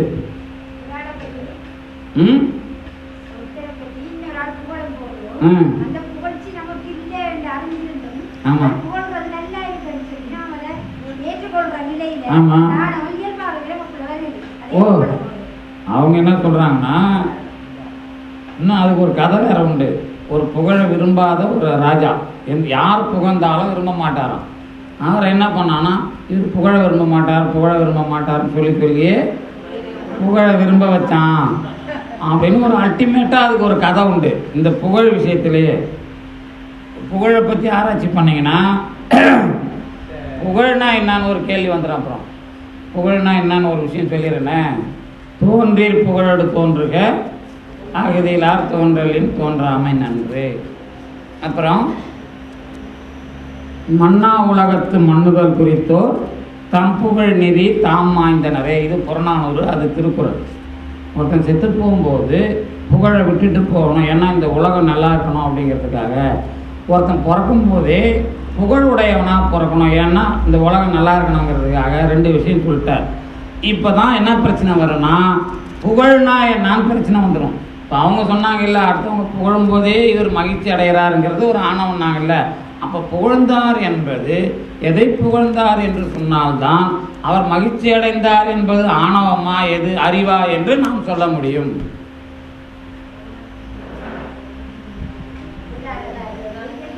அதில் ஒரு பிரச்சனை இருக்குது. என்ன பிரச்சனை அப்படின்னு கேட்டிங்கன்னா,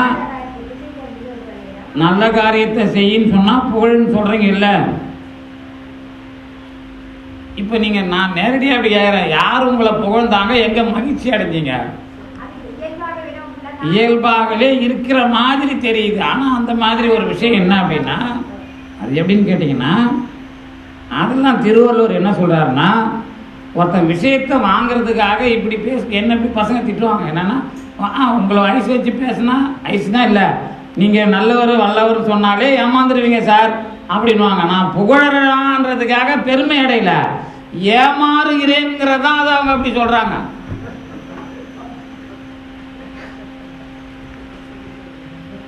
அதான பாதி உண்மை உலகத்தில். அதான் புகழ்னு. அதை அப்போதான் நீங்கள் புகழ்னு எதை சொல்ல வரீங்கன்னு திருவள்ளுவர் கேட்குறார். அதுதான் என்ன பண்ணார் திருவள்ளுவர், அப்பா புகழ்னா அப்படி இல்லை, நீ ஒருவர் இன்னார் என்று உன்னை உலகம் தெரிகிறது என்று சொன்னால் அதன் பின்னணியில் ஒரு வரலாறு வேண்டும், அதுக்கு பேர் புகழ். நீ இறந்து போகிறாய் என்று சொன்னால் உலகத்திற்கு இந்த நன்மை உன்னால் கிடைத்தது என்று சொல்ல வேண்டும், அல்லது நீ உலகத்துக்கு கிடைக்கதோ இல்லையோ இப்படி வாழ்ந்தான் இந்த குடும்பத்தில் என்பதாக உன்னை வைத்தாவது சொன்னால்தான் ஒரு கொள்கை விளங்கும். இதற்கு பெயர் புகழ். ஆமாம், அதுதான் இந்த எத்திக்ஸில் நேற்று பேசும்போது நல் இயற்றி நிலை வெர்ச்சு அப்படின்னு நேற்று சொன்னல, அந்த செயலினுடைய எடுத்துக்காட்டு புகழாக தெரிகிறது. சரிதானே? இப்போ நம்மளை புகழறான் அப்படின்னு சொன்னால், நான் என்னுடைய தன்மையில் நிற்கிறேன், அதை ஏற்றுக்கொள்ளுகிறேன் அப்படின்னு சொன்னால் அது எப்படி அறியாமை ஆகும்? அது அறியாமை ஆகாதில்ல. ஆணவத்துக்கான உதாரணத்தில் உலகம் இப்படி ஆக்கி போயிடுச்சு. என்ன ஆக்கிட்டுன்னா, புகழை தப்பாக சொல்லுது, அது வேற. ஆனால் புகழுங்கிறதுக்கு ஒரு கான்செப்ட் இருக்கு. அந்த கான்செப்ட் படி அது இல்லை.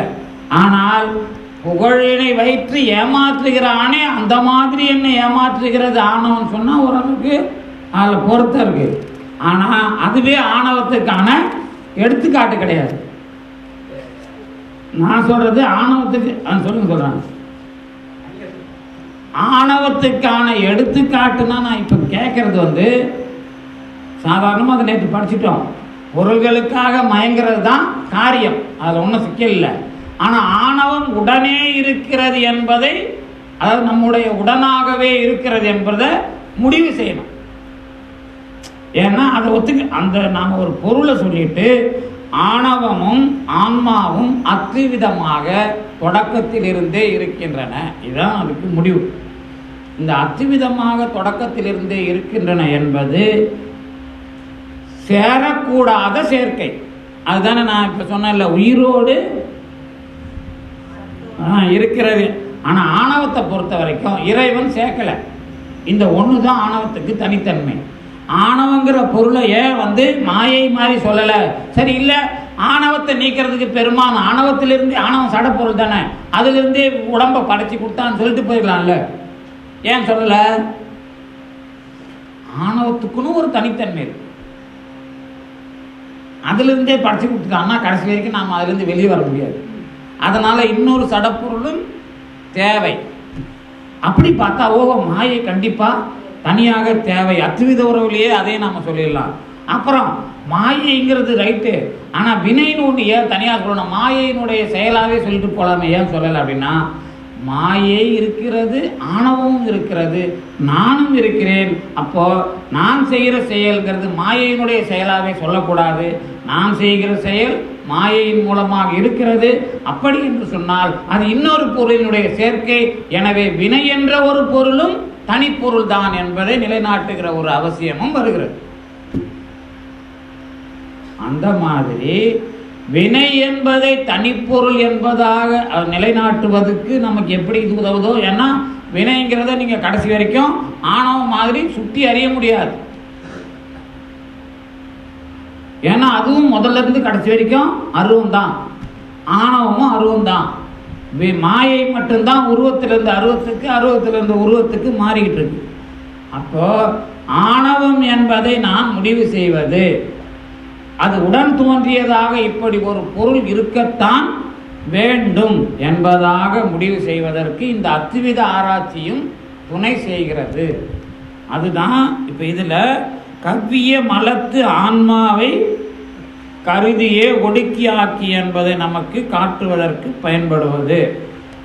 அதை சொன்னோம்னா நாம் இதை கொஞ்சம் நீட்டமாக பார்த்து அதில் தெளிவாக போயிட்டா நமக்கு இதுக்கு மேலே ஆணவம் நாம் ஒத்துக்கிறோம். இப்போ நீங்கள் முத்தியில் படிக்கும்போது படித்தேன்னு சொல்லுவீங்க, என்ன சொல்லுவீங்க? ஆணவம் முத்தியிலே இருக்குது சார், எப்படி இருக்குதுன்னு கேட்டால் உண்மை விளக்கத்தில் சொல்லியிருக்கு சார். இத்தை, ஆமாம், ஒடுங்கி மட்டும் இல்லை, இத்தை விளைவித்தல் மலம். இத்தை விளைவித்தல்னா இன்பத்தை நாம் அனுபவிப்பதற்காக துணையும் செய்கிறது அப்படிங்கிற அளவுக்கு அதை வளர்த்து முடிவு சொல்லியிருப்பாங்க. இத்தை விளைவித்தல் மலம். ஞாபகம் இருக்குமே, முத்தியில் 3 முத்திதனில் 3 முதலும் மொழிய கேள் சுத்த அனுபோகம் துய்த்தல் படிச்சிக்கலையா? அதில் தான் இத்தை விளைவித்தல் மலம்னு முடியும். உண்மை விளக்கத்தில் கடைசியாக வரும். இந்த கருவிகள்லாம் சொன்ன பிறகு ஆணவத்தை பற்றி, மாயை பற்றி, வினையை பற்றி சொல்லுவார். ஆன்மா இன்பத்தை அனுபவிக்கிறது, இறைவனின் தொழிலை மேற்கொள்ளுகிறது, இன்பத்தை அனுபவிப்பதற்கு ஆணவம் துணை செய்கிறது அப்படின்னு அந்த பாட்டு முத்திதனில் 3 முதலும் மொழிய கேள் அப்படின்னு தொடங்கும்.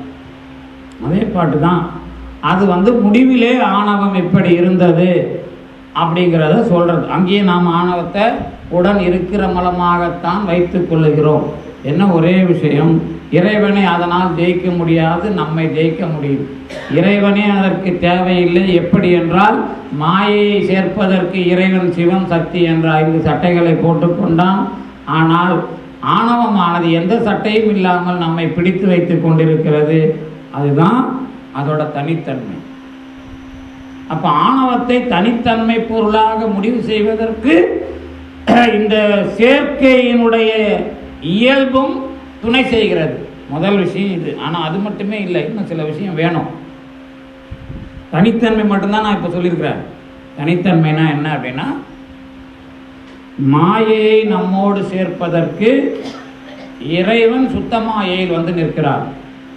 வினையை நம்மோடு சேர்ப்பதற்கு புத்தி தத்துவத்திலே இருக்கிற வினையை செயற்படுத்துபவனாக வந்திருக்கிறான். சரிதானே? அதுதான் பெருமான் வினையை ஆன்மாவையும் வினையையும் பிடித்து கொண்டிருக்கிற காந்த பசாசத்து அவை. காந்தத்தையும் பிடிச்சி வச்சுக்கிறான், இரும்பையும் சின்ன சின்ன பீஸாக்கி அது இழுக்கிற இடத்துக்கு கொண்டாந்து நிறுத்துறான். இது இறைவனுடைய செயல். இந்த செயல் தேவையில்லாமலே ஆணவமானது ஆன்மாவை பிடித்திருந்தது. ஆதலினால் ஆணவமானது இந்த தனி சடப்பொருள்களிலேயும் தனிப்பொருளாக அதே சமயத்தில் அவைகளை விடவும் தலைமைத்தன்மை உடையதாகவும் இருக்கிறது. இப்போ லீடர் யாரு? அசத்து பொருள லீடர் யார்? ஆணவம் தானே லீடர். அவர் இல்லைன்னா மற்றவங்க நமக்கு தெரிஞ்சிருக்க மாட்டாங்கல்ல. அந்த தன்மையில் அவர் தனிப்பொருள், அதில் ஒன்றும் சந்தேகமே இல்லை. ஆனால் இந்த ஆணவம் என்பது கண்டிப்பாக என்னுடன் தோன்றியதாகத்தான் இருந்தது. உடன் தோன்றியது நாம் படிக்கிறது மெத்தட் இல்லாமல் என்னுடைய உடன் தோன்றியதாகத்தான் இருந்தது. அதனால்தான் இப்படி என்பதாகி ஒரு உண்மையான விஷயத்தை நாம் ஏற்றுக்கொள்ளுவது எப்படி என்று கேட்டால், இப்படி போங்க. இப்போ நேற்று நடத்துறது தான் அது ஞாபகம் வந்தால் உங்களுக்கு பதில் வந்துடும். என்ன அப்படின்னா, நான் இந்த பிறவியில் அனுபவிக்கிறேன் என்று சொன்னால் எதை அனுபவிக்கிறேன்? வினையை அனுபவிக்கிறேன். பதில் வரும். வினையை அனுபவிக்கிறேன் என்றால் என்ன? எனக்கு நான் வேண்டாம் என்று சொல்லுகின்ற ஒன்று வந்து சேருகிறது, சரிதானே? அல்லது நான் நினைப்பது போல வரவில்லை. நேற்று கூட நான் ஒருத்தவங்க சொல்லிட்டு இருந்தேன். இந்த வாழ்க்கை உபதேசமாக ஒரு விஷயமா அடிக்கடி நான் சொல்லுவேன். நிறைய பேருக்கு காதில் ஏறாது. எங்கள் பசங்களுக்கு நான் சொல்கிறது என்ன அப்படின்னா, நான் இந்த பிறப்பில் எல்லாருக்கும் ஒவ்வொரு ஆசையாக ஒரு தேவையாக நினைப்பாங்க. அவர்கள் அதை பெறுவதிலே உண்டாகிற தடை தான் அந்த பிறவிக்கான ஞானம். எல்லாருக்கும் நீங்கள் யாரை சொன்னாலும் சரி, எவ்வளவு பெரிய ஆளாக இருந்தாலும் அவங்களுக்குன்னு இண்டிவிஜுவலாக ஒரு ஆசை வரும். சிலருக்கு நான் கோயிலுக்கு போகிறதே வழக்கமாக வச்சுக்கணும், பிறப்புலேருந்தே வரும். அதில் ஒரு தடை வரும். அவங்களுக்கு என்ன வரும்னா, நல்ல கொண்டாட்டி புள்ள இந்த மாதிரி ஒரு விஷயம் அதை விட்டு போகாத மாதிரி ஒரு விஷயம் வரும். சிலருக்கு நான் குழந்தை குட்டி பெற்று குடும்பத்தோட புருஷன் மாமியார் இப்படி இருக்கணும்னு நினைக்கும். அவங்களுக்கு எதெல்லாம் பிரச்சனையாக வரும்? மாமியார் பிரச்சனை, கல்யாணம் பிரச்சனை, புருஷன் பிரச்சனை, இப்படி வரும். யார் இப்போ படிக்கணும்னு சிலர் நினைப்பாங்க, அவங்களுக்கு சில தடையாக வரும். இந்த மாதிரி ஒரு ஆசை மையம், இந்த ஆசை மையத்தை நோக்கிய போராட்டம் தான் பிறப்பு. இதுக்கு பேர் தான் வினை. இதைத்தான் நான் அந்த ஆற்றல்களாக வச்சு நேற்று விரிவாக சொன்னது. ஆணவத்தோட செயல் வினையோட செயலுக்கு முடிச்சு போட்டு என்னுடைய ஆன்மாவுடைய பக்குவத்தை, இதுக்கு முன்னாடி வைராகியம் ஞானம் போன்றதுக்கு ஏற்ற உடம்பு. ஆனால் இதுதான் நமக்கு முடிவு தெரியாது. அதில் நல்ல ஓரளவுக்கு எனக்கு அது இப்போ நான் இப்படி சொல்கிறேன்னு வச்சுக்கோங்களேன். இப்போ ஆசையை நிறைவேற்றுறதுல வர்ற போராட்டமாக தான் அவங்க எப்படி அதில் வெற்றி கொள்கிறாங்க, அந்த பிரச்சனையை தாண்டி எந்த உண்மையை தெரிஞ்சுக்கிறாங்க. ரெண்டாக பார்க்கணும். அது அந்த போராட்டத்தில் வெற்றி கொள்வது ஒரு வினை. அந்த போராட்டத்தை தாண்டி இது தேவையில்லைன்னு ஒரு ஞானம் பெறதுக்காக பிறவி தரானா, அதை பெற வேண்டும் என்று பிறவி தருகிறானா, இதுவே நமக்கு தெரியாது. ஆசையாக ஒன்று வச்சான்ல, அந்த ஆசையை பெறுவதற்கான போராட்டமாக சில பேருக்கு பிறவி இருக்கும். ஆனால் அந்த ஆசை வேண்டாம் என்று ஒதுக்க வேண்டும் என்ற போராட்டத்துக்காக சிலருக்கு பிறவி இருக்கும். இந்த ரெண்டும் ஒரு மாதிரி தான் தெரியும். புரியுதா? அதே மாதிரி இந்த போராட்டத்தை தாண்டி கொஞ்சம் பக்குவம் அடைந்தவர்களை என்ன பண்ணுவான், எந்த ஆசையும் ஏற்படாத மாதிரி படைச்சி அவங்கள அவனா ஒரு வழியில் கொண்டு போயிட்டு இருப்பான்.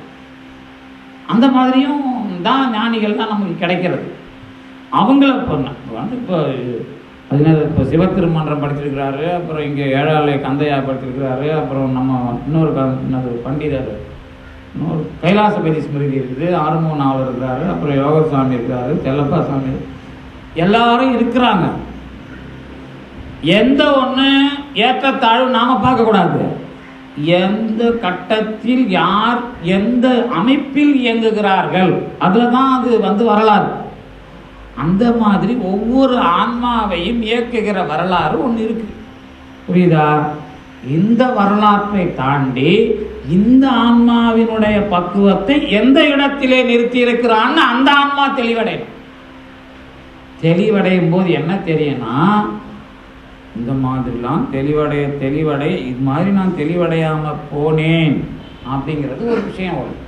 இந்த தெளிவடையாம போனதுங்கிறதுக்கு நான் காரணம் இல்லை, தெளிவடைகிறதும் நான் இல்லை. தெளிவடைகிற மாதிரி இந்த வாழ்க்கை போராட்டம் வந்தது, தெளிவடையாம போனதும் நான் இல்லை. அப்ப தெளிவடையாம போனதுக்கு யார் காரணம்? தெளிவடைய வைக்கிறதுக்கு வினை காரணம், உடம்பு காரணம், இந்த சூழல் காரணம்.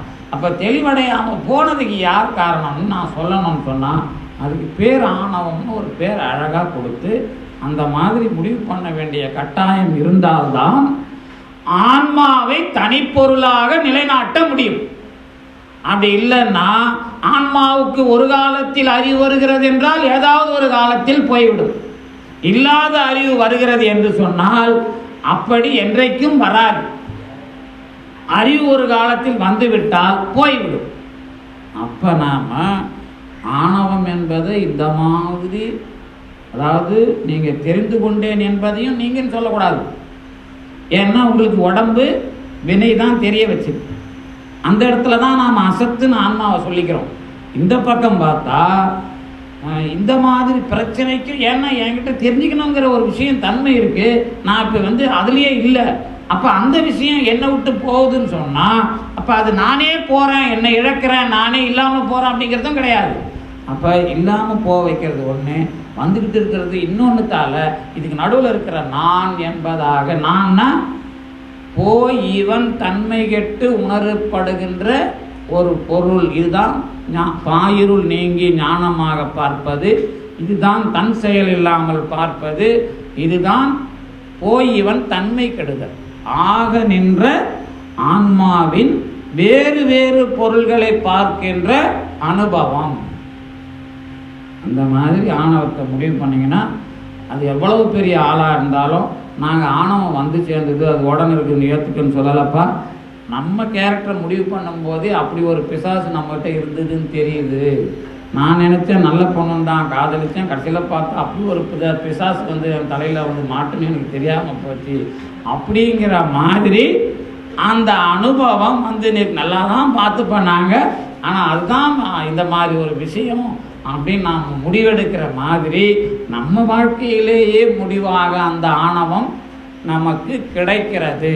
அப்படி கிடைத்தால் இந்த பொருள் உண்மையை முடிவு செய்வதற்கு இந்த அத்துவிதம் என்ற சொல்லை வைத்து கொண்டு சைவ சித்தாந்தம் அதிலேயே தத்துவத்தை நிலைநாட்டி இருக்கிறது என்ற உண்மை தெரியும். அத்துவிதம் என்ற சொல்லை எடுத்துக்கிட்டு அவன்தான் தத்துவம் பண்ணான் இல்லை, அத்துவிதம் என்ற சொல்லாலேயே நாங்கள் முப்பொருளையும் ஏற்றுக்கொண்டோம், எல்லாவற்றையும் நாங்கள் உறவாகவும் அனுபவிக்கிறோம்னு சொல்றதுக்கு இந்த இடம். இந்த உண்மை நெறி விளக்கத்தில் எவ்வடிவுகளும் தான் ஆம் பறை வடிவு அது ஆகி என்பதிலே தெளிவாக நமக்கு வருகிறது. இதுதான் உண்மை நெறி விளக்கத்தில் மிகச்சிறப்பான விஷயம். இதுக்கு முன்னாடியும் ஒரு மிகச்சிறப்பான விஷயம்தான் போய் இவன் தன்மை கெட்டு வர்றதுங்கிறதுல எப்படி கழற்றி அனுபவங்கள் இருக்கின்றன என்ற ஒரு முக்கியத்துவம். கழற்றி இல்லை என்று சொன்னால் ஆன்மாவின் தனித்தன்மை விளங்க வருகிற ஒரு விஷயம் வராது. வரவில்லை என்றால் எவ்வடிவுகளும் தானாக இருக்கின்ற பறை வடிவம் தெரியாது. இதுதான் இப்போதைய அனுபவம். இதில் ஏதாவது தடைவிடை இருந்தால் நாம் முடிச்சுட்டு நாளைக்கு சிந்திக்கலாம். இதில் இருக்கிற தடைவிடைக்கு இப்போ உங்களுக்கு நேரம் நிறைய தரணும். ஆனால் இது நல்லா தெளிவாக ஆயிடுச்சு, அதில் ஒன்றும் பிரச்சனை இல்லை. இதில் குழப்பமே உங்களுக்கு வரக்கூடாது. என்ன இதில் ஏறக்குறைய நீங்கள் இந்த விஷயம் ஏறக்குறைய நமக்கு பெருமான் இந்த அத்துவிதத்தை வைத்து எந்த அளவிற்கு என்னுடைய ஞானத்தை வளர்த்திருக்கிறான் அப்படின்னா, இந்த உறவிலேயே நான் பொருள்களை முடிவு செய்கிறேன், இந்த உறவிலேயே இறைவனை அனுபவிக்கிறேன். இப்படி இருந்தால் தம்மை உணர்ந்து தம்மையுடைய தன் உணர்கிற அனுபவம் எனக்கு வந்தால் இதற்கு பெயர் சைவ சித்தாந்தம், சிவஞான போதம். அவ்வளோதான். அதுதான் உலகத்திலே பயிற்சிப்படும் பொழுது உண்மையே நெறியாக விளங்குகிறது. உண்மை நெறி விளக்கம். அதுக்கு தான் இந்த இடம் நமக்கு துணை சேர்த்து. நீங்கள் சொல்ல வந்து சொல்லுங்க. ஆதாரமா இருந்தது. இப்ப முதலாவது சூத்திரத்திலே பதினுடைய நிர்ணயம், அதாவது காணப்பட்டவற்றை இருந்து காணப்படாத தெளிவாக இருக்கு, யாருக்கும் விளங்கப்பட்டது. ஆணவத்தை பற்றிய செய்தி அதையும் இதே நோக்கத்தோடு நீங்க சொன்ன மாதிரி காணலாம். அதாவது காணப்பட்டது அறியாமை, அதற்குரிய காரணத்தை உச்சரிக்கும். அந்த ரீதியிலே ஆணவத்துடைய இருப்பை நாங்கள் வலியுறுத்தோம். மற்றொரு வைத்தியத்தை நாம் சொல்லும் பொழுது அவர் இந்த நோய் வந்தக்கூடிய காரணங்களே அடியொட்டியாக 1000 கேள்வி இருப்பது இல்லை. 2-3 கேள்வியோடு நோய்க்குரிய மருந்து தான் எங்களுக்கு அறியாமை விளைச்சி எதுவோ என்பது அதிகமான கேள்விகள் இல்லை, தேவையில்லை. சொல்லலாம் எங்கள் இருக்கிறது இந்த துன்பத்தை நீக்க மாயை கண்பத்தினால செய்கிறோம். நல்ல அருமையான உதாரணம் இந்த செம்போக்சைடு, செம்பு அண்ட் ஆக்சிஜன்.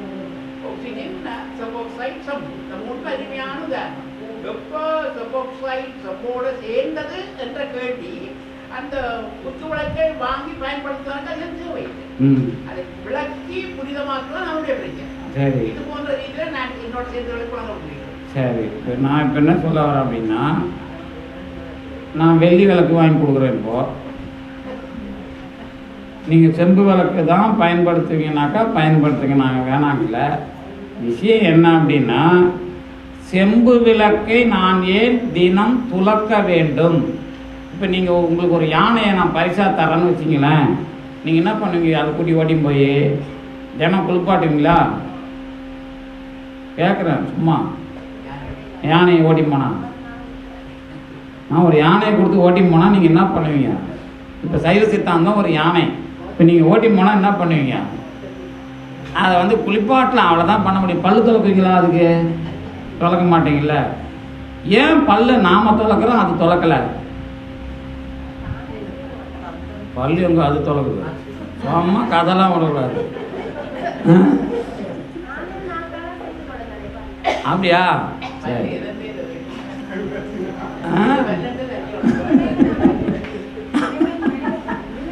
விஷயம் என்னன்னா, சரி இதை விட்டு, நம்ம மாடு இருக்குல்ல, நம்ம வீட்டில் மாட்டுக்கு பல்லு இருக்குது, நல்லா தெரியுதுல்ல. சரி, அதுக்கு ஏன் நீங்கள் பல்லு விலைக்கு விட மாட்டீங்க? விலைக்கு விட்டுருக்கணுமா இல்லையா? அப்போ உங்கள் பிரச்சனை எனக்கு ஊத்த வருது அப்படிங்கிறதுனால பல்ல விளக்குறீங்க. அவர் நண்பர் சொன்னார், இவர் எப்போ பல்லு விளக்கிட்டு வந்தாலும் கூட எனக்கு நாத்தம் அடிக்குது அவர் வாயில் இருந்துன்னார். அப்புறம் எப்படியா நாத்தம் அடிக்குதுன்னு பார்த்தா, அவர் குடலில் ஏதோ பிரச்சனை இருக்குது. ஒன்று நல்லா தண்ணி குடித்து காலையில் ஒழுங்காக மலஞ்சலம் கழிக்காத வந்தாலும் அப்படி உண்டு. இல்லை தொடர்ந்து அல்சர் இருந்து அல்சரில் ஒரு ரத்தம் வந்து கசிஞ்சு அதில் ஒரு புண்ணு இருந்தால் அதில் வந்து ஒரு நாத்தம் வரும் அப்படின்னு ஒரு விஷயம் கண்டுபிடிக்கிறோமா இல்லையா? அதே மாதிரி இந்த இந்த விளக்கை கொடுக்கும் பொழுது சில விளக்கு நீங்கள் கொடுக்கும்போதே கருப்பாக இருக்கும், சில விளக்கை தொலைக்கி கொடுத்துட்டீங்கன்னு வச்சுங்க. தொலைக்கி கொடுக்குற விளக்கில் மறுபடியும் கருப்பு வருகிறது. இது கருப்பு அப்படின்னு யாருக்கு தெரியுது? அதெல்லாம் இல்லை, ஜனம் யூஸ் பண்ணுறவனுக்கு தெரியுது. சும்மா விளக்க போய் முதல் விளக்கு ரெண்டாவது விளக்கு நீங்கள் இந்த விளக்கை யூஸ் பண்ணுறவனுக்கு அது தெரியும், சரிதானே? இல்லைன்னா அது தெரியாது, முடிஞ்சு போச்சா? நாம் என்ன கேட்குறோம், ஏன்டா இதை டெய்லி கழுவிட்டு இருக்கணும், இதை கழுவாமலே விளக்கு சுத்தமாக இருக்க வேணாமா அப்படிங்கிறவன் என்ன பண்ணுறான்னா, என்ன மாதிரி ஆளு அதில் இருக்கிற களிம்பை நீக்கிறதுக்கு அதுலேயே வேலை பார்க்குறான். சில பேர் என்ன பண்ணுவாங்கன்னா, வெள்ளி விளக்கை வாங்கிட்டு வச்சுப்பாங்க, கொஞ்சம் காசு இருந்தால் தங்க விளக்கை வாங்கிட்டு வச்சுக்குவாங்க. இந்த வெள்ளி விளக்கை வாங்குறதுக்கு என்ன பண்ணணும் அப்படின்னு கேட்டிங்கன்னா, இந்த செப்பு விளக்கு ஏற்றணும், உழைக்க ஆரம்பிக்கணும். ஒன்று வெளியில் உழைக்கணும், இல்லை செப்பை மாற்றுறதுக்கு உழைக்கணும். வெளியில் உழைக்கிறது தான் வெள்ளி விளக்கு வாங்குற அளவுக்கு வசதி வரணும். அப்போ வரும்போது என்னால் என் வெள்ளி வாங்க முடியலன்னு ஒரு ஞானம் வரும், அது தனி. இந்த பக்கம் செம்பை மாற்றுறதுக்கு என்ன பண்ணணும்னா, அந்த மெட்டலை எடுத்து வச்சுக்கிட்டு அதை என்ன பண்ணுறதுன்னு இது ஒரு ஆராய்ச்சி. இந்த 2 ஆராய்ச்சியிலுமே இப்போ நீங்கள் செம்பை மாற்றினீங்களா, வேற விளக்க வாங்கினீங்களா?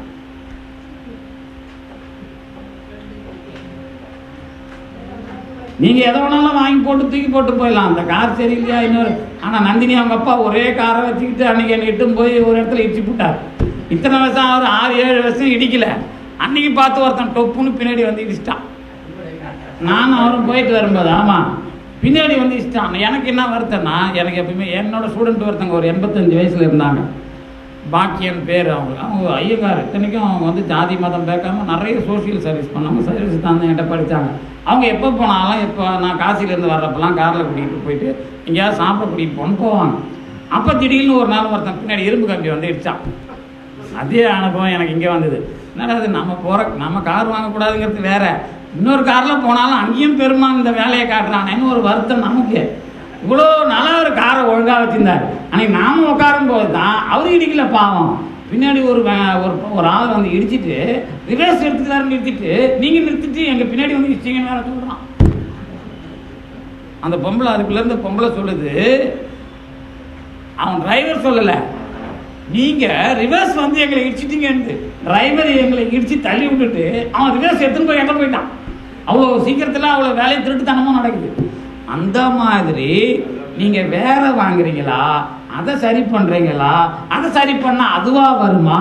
இப்போ காரிய காரண இணைப்பு எப்படி அப்படிங்கிறதெல்லாம் ஆராய்ச்சி பண்ணித்தான் ஆகணும். இன்றைக்கி ஒன்றா நீங்கள் காசுக்குதுன்னு வெள்ளி வேலைக்கு வாங்கலாம், பெருமான் நாளைக்கு. அதுதான் நான் சொன்னேன், வினையை எப்படி இணைக்கிறான். இன்னைக்கு இவன் வெள்ளி வேலைக்கு வாங்கிட்டான்பா, அப்போ இவன் என்ன பண்ணுறான், தப்பிச்சுட்டே இருக்கிறான். ஆனால் இவனுக்கு ஞானத்தை கொடுக்கணும். அடுத்த பிரிவில் இவனை தொடச்சி வச்சு அனுப்பணும்னு அனுப்பி விட்டுருவான். அதுதான் ப்ராப்ளம். அப்போ என்ன பண்ணுவான், இவன் தாமரை வேலைக்கையே வச்சுக்கிட்டு தேய்ச்சின்னு இருப்பான் டெய்லி. அதுதான் அந்த பெருமான் பண்ணுற வேலை. அந்த மாதிரி சொல்லுங்க. ஆமாம் ஆமாம், நோயை எப்படி மாற்றுங்க அதை சொல்லுங்க எனக்கு. இல்லை இல்லை, ஒரு ஸ்டெப்பாக சொல்லிடுவோம். நோயை எப்படி மாற்றுகிறீர்கள்? எந்த மருந்து, என்ன மருந்து குடிச்சிங்க? நீங்கள் கொடுத்த மருந்து எனக்கு தேன் கொடுத்தாங்க, அதை நானும் டெஸ்ட் பண்ணி தண்ணியில் ஒரு பாட்டிலில் ஊற்றினா அது மொத்தமாக கரைஞ்சிருது. எனக்கு பயம் வர ஆரம்பிச்சிச்சு அடுத்த நாள். இருந்தாலும் அதை குடிக்கிறவங்க கொடுத்துட்டாங்கன்ட்டு. ஆனால் அது தேனா இல்லையான்னு எனக்கு எப்படி தெரியும், அது என்ன பண்ணணும்னு எனக்கு தெரியும். அவங்க நினைக்கிறாங்க நாம் ஒழுங்காக தான் வாங்கணும்ன்ட்டு. அதுதான் திருவள்ளுவர் சொல்கிறார், நோய் நாடி நோய் முதல் நாடிங்கிறார். சரி, இவங்க இப்போ நீங்கள் கொடுக்குறீங்கல்ல, எனக்கு இருமல் தண்ணினால் வந்துதா தண்ணி இல்லாமல் வந்துதான்னு தெரியுமா? என் தொண்டையில் தண்ணி இல்லாமல் தான் இரும்பு வந்தது. அப்போ நான் முதல்ல என்ன பண்ணணும்னா, தண்ணி நிறைய குடிச்சு சளி வர வைக்கணும் முதல்ல. அப்போ இன்னொரு நோயை நான் வர வச்சாதான் எனக்கு ஒரிஜினலாக அது மாறும். அது வரைக்கும் மாறாது. இருந்தாலும் கொஞ்சம் பயமாக இருக்குது. அதெல்லாம் கரெக்டு. அது எதை, தொண்டை தான் காஞ்சி போச்சு இல்லை. உண்மையாகவே அந்த தொண்டை மறுபடியும் வரணும்னா இப்போ வச்சு அட்ஜஸ்ட் பண்ணலாம். முழுசாக மாற்றணும்னா தண்ணியை ஏற்றி அதுக்கு இன்னொரு ரியாக்ஷன் உண்டு, சளி பிடிக்க வச்சு அந்த இருமல் போய் அந்த சளி வெளியே வந்து போனால் தான் தொண்டை நார்மல் ஆகும். நான் வேணா பந்தயம் கட்டுறேன். அது வரைக்கும் இப்படி கச்சாமுச்சான்னு தான் இருக்கும். ஆனால் நம்ம அந்த ட்ரீட்மெண்ட்டுக்கு இப்போ போக முடியாது. அதனால் நோயை எப்படி மாத்துறது அப்படின்னு சொன்னால், அறுத்து மாத்துறதா? இப்போ இப்படி வச்சுங்களேன், எல்லா நோய்க்கும் மூலம் எது? இப்போ ஒரு உடம்பு வச்சுக்காருன்னு வச்சுங்களேன், இவர் நோய்க்கு எது மூலம் சொல்லுங்க பார்ப்போம். எது? உடம்பா? எல்லாத்துக்கும் மூலத்தில் இரும்பு சத்துலேயே முடிச்சிருவான். ஹெச்பி பார்த்தா ஒரு நல்ல டாக்டரு, ஹீமோக்ளோபின் பார்த்தா 15லேருந்து எங்கே ஏறிக்குது எங்கே இறங்குதுன்னு கண்டுபிடிச்சிருவான். கொஞ்சம் கூடுதலாக பிளேட்லெட் செல்லை கவுண்ட் பண்ணுவான். பிளேட்லெட் செல்னா ரத்த தட்டு செல்லு, அது இறங்குதா ஏறுதா முதல்ல இதான். அதில் ஈஸ்னோஃபில் இருக்கா, அதுக்கு மேலே இது ஏறுமா ஏறாதா, அங்கே பார்த்து மாற்றினாதான் மொத்தத்தையும் மாற்ற முடியும். ஆனால் அங்கே மாற்ற முடியாது. கடைசியாக போன் மேரா பண்ணி அந்த என்னது எலும்பு மஜ்ஜையை எடுத்து இது ஏன் விளங்கலை அப்படின்னு பார்ப்பான். கேன்சர் இருக்குதா என்னன்னு போன் மேராவில் பார்த்து, அதுக்கப்புறம் இது கடைசி வரைக்கும் தேராது, இன்னொரு அவங்களோட உறவுக்காரங்க போன் மேராவில் எடுத்து அந்த உயிர் செல்லை இதில் விட்டாதான் இது ஓரளவுக்கு விளங்கும். இதுதான் நோயோட அல்டிமேட். ஏன்னா அந்த ஹேமட்டாலஜி டாக்டரோட பழகினதுனால எனக்கு இந்த விஷயம் தெரியும் கொஞ்சம். அதனால் ஆமாம், அது நமக்கு அது வேணாம் தானே இங்கே வந்தான். டாக்டராக போனால் வாழ்க்கையில் அனுபவமே கிடையாது. நம்ம முரளி ஒரு டாக்டரை காட்டி விட்டாங்க. முரளின்னு ஒரு கேஸ்ட்ரோ என்ட்ராலஜி டாக்டர், நந்தினி. அவர்கிட்ட நான் போனால் ராத்திரி 11:30 தான் பார்க்க முடியும். இப்படியே இருப்பார் அவர். கூம் வந்து போச்சு அவருக்கு சுத்தமாக. கூம் வைத்தியம் பார்த்து காலையிலேருந்து நைட்டு 12 மணி வரைக்கும் வைத்தியம் பார்த்து காசை வாங்கி போடுறதுக்குள்ள நிமிந்து வாங்க முடியாத நிலைமையில் ஆக்கிட்டான் கடவுள். காசை வாங்குறவனே குனிஞ்சு தான் வாங்கி ஆகணுங்கிற நிலைமையில் ஆக்கி அவரே இப்படி கூன் போட்டார். ஏன்னா அவங்க நல்ல டாக்டர்னா அதான். ஏன்னா நாம் கொஞ்ச நேரம் கூட விட்டா ஏதோ ஒரு பேஷண்ட்டுக்கு நல்லது நடக்கணும்ல. நம்ம பேஷண்ட்டாக போய் உட்காந்தா தெரியும், இந்த டாக்டர் ஏன் வரமாட்டான், பார்க்க மாட்டான், டாக்டரை லீவ் நாளில் கூட ஏன் வரமாட்டாரு, 8 மணிக்கு ஏன் வரமாட்டாருன்னு அவ்வளோ கோபம் வரும். அப்போ இதெல்லாம் சாட்டிஸ்ஃபேக்ஷன் பண்ணால் அந்த டாக்டர் எவ்வளோ பாவம் பண்ணிடணும். அதனால வினையில இதுன்னு நீங்க முடிவு வர முடியாது. அதுதான் ஆணவத்தை கண்டுபிடிக்கிறதுக்கு உதவுது. வினையையே நல்லது கெட்டது என்பதாக முடிவு செய்ய முடியாத போதுதான் ஆணவம் என்ற ஒரு தனித்தலைமையுடைய பொருள் இருக்குதுன்னே நமக்கு தெரியுது. இப்ப கரெக்டா வந்தது நீங்க கேட்ட கேள்வியில பதில். இது ஒரு நல்ல விஷயம். ஏன்னா வினையிலேயே கண்டிப்பா நீங்க அதுல சாட்டிஸ்ஃபை பண்ண முடியாது. இது ஏன்னா வினையிலேயே முடிச்சு வச்சிடலாம், இதனால முடிக்க வைக்க முடியாதுன்னு ஆராய்ச்சி போகும்போது தான் இல்லை இதை தாண்டி தலைவர் ஒருத்தர் இருக்கிறார், அவருக்கு பேர் ஆணவம் தெரியுது. ஆமா, அதனால தானே எனக்கு வினையே வந்தது. இந்த நோய் எனக்கு ஏன் வருது? இதுதான் மூப்பு நோயை நான் தான் சொல்றேனே. இந்த நோயை பற்றி தானே நீங்க பேசுனீங்க. வயசானா அதுக்கு வர்றதுக்கு பேர் நோய்ங்கிறான், நான் வளரலன்னு சொல்றான். நாம நினைக்கிறோம் 15 வயசு 20 வயசு வளர்ந்துட்டுதா, 40 வயசு ஆன உடனே சுத்துது. 50 வயசு ஆனா அதுக்கு பேரு என்ன? நம்ம உடம்புக்கு பேரு மூப்பு நோய். ஹாஸ்பிட்டல்ல போனீங்கன்னா மூப்பு நோய் தான் போட்டிருப்பான். மூப்புங்கிறது ஒரு நோய். எத்தனை வயசா இருந்தானா? இப்பெல்லாம் 15 வயசு பையனுக்கே இருக்குது, முடியல. இந்த பாரு, இந்த அம்மா காலில் இருந்து பக்கத்தில் அவர் வராது, நல்லதா போச்சு. அந்த சேரை யூஸ் பண்ணிட்டாங்க. அவங்க ஒரு சேர் தான் அவங்களுக்கு கொடுத்தாங்க, ஆனால் 2 சேர்ல உட்காந்துக்கிறாங்க காலில் இருந்து. அது எதா டைம் கிடைக்கும் போது அதை பயன்படுத்தும். ஆமா, அதான் மூப்பு நோயோட வேலையே. இயலாது, என் கண்ட்ரோல்ல நான் இருக்க மாட்டேன், அதுக்கு பேர் தான் மூப்பு நோய். அது எப்போ வேலை செய்யுதுன்னு 15 வயசு பையனுக்கெல்லாம் இப்போ மூப்பு நோய் வந்துருச்சு இப்போலாம். ஆமாம், அவனால் முடியாது. இப்படி தான் பெருத்துறான்ல. இப்போ நீங்கள் தான் கொடுத்து இப்போ பசங்களை தான் இப்படி ரவுண்டாக வச்சுருக்கான். நம்ம பசங்களை பார்த்தீங்கன்னா ரவுண்டாக தான் இருக்கிறான். அவன் பையனா இல்லை, சென்னையில் நான் பார்க்கறது தான் சொல்கிறேன். ஆமாம், ஆனால் இவங்கள பாருங்கள், இஸ்லாம்லாம் அவன் இன்றைக்கி நிறைய பசங்களை பெற்று அவன் நல்லா அந்தந்த வயசில் எல்லாத்தையும் இப்போ அடையிற மாதிரி பண்ணிடுறான்ல. அவனை விடவும் பக்தி யாருக்கும் கிடையாது.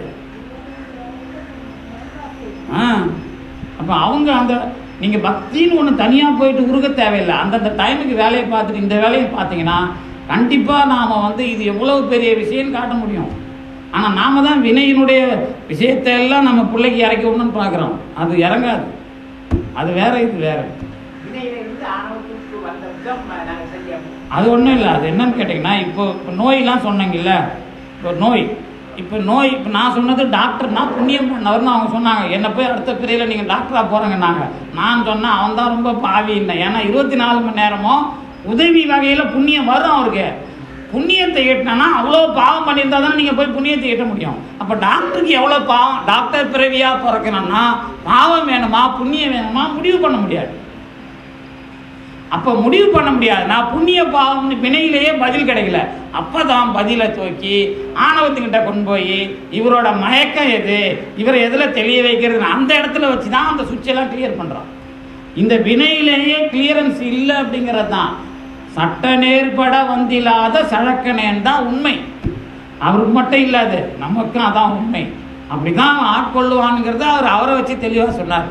அது அப்பவே தெரியாது. நோய் வருதுன்னு சொன்னால் நோயிலேயே எனக்கு ரிசல்ட் கிடையாது. நோய் எதனால் வந்தது? ஆணவத்தை நீக்குகிற பிறவியினால் வந்ததுன்னு சொன்னால் ஒத்துக்குவீங்க. ஆனால் நோயை வச்சு ஆணவத்தை கண்டுபிடிக்கிறதுனா கொஞ்சம் சிக்கலாக இருக்கு. ஆமாம், ஆணவத்தினால வந்த பிறவி தானே நோய், வினையிட்டி. அப்போ இப்படி இருந்து போங்கன்னா கொஞ்சம் சிரமமாக தெரியுது. ஆனால் அது எப்படி நல்லா தெரியும்னு கேட்டிங்கன்னா, வினையிலேயே அந்த முடிவு இல்லை என்று தெளிவாக தெரியும் பொழுது, அதுக்கு தான் நான் இந்த ப்ராசஸ் இப்படி சொன்னேன். எப்படி சொன்னேன்னா, நோய் வந்ததனால் ஒரு ஞானம். அப்போ என்னால் அது கிடைக்கல. நோய் என்பது வினையினால் வருகிற ஒரு திட்டம். அப்போ இதுவும் எனக்கு என்னால் வரவில்லை. இதுக்கு பிறகு இவ்வளவு நாள் இதை நான் தெரிந்து கொள்ளாமல் இருந்தேன் என்பது வருகிறது. அப்போ ஆனால் வினையினால் தெரிந்து கொள்ளுகிறேன். அப்போ தெரிந்து கொண்டு வளர்ந்தேன் என்பது இல்லை, தெரிந்து கொள்கிற நான். அப்போ வந்தது என்பது ஒரு வளர்ச்சி, அது வினை. அப்போ தெரிந்து கொள்வதற்கான விஷயமும் தனி. அப்போ நான் ஏன் தெரிந்து கொள்ளவில்லை என்பதும் தனி என்று சொன்னால்தான் நான் என்ற ஒன்று மாறாத ஒரு தன்மையில் இருக்கிறது.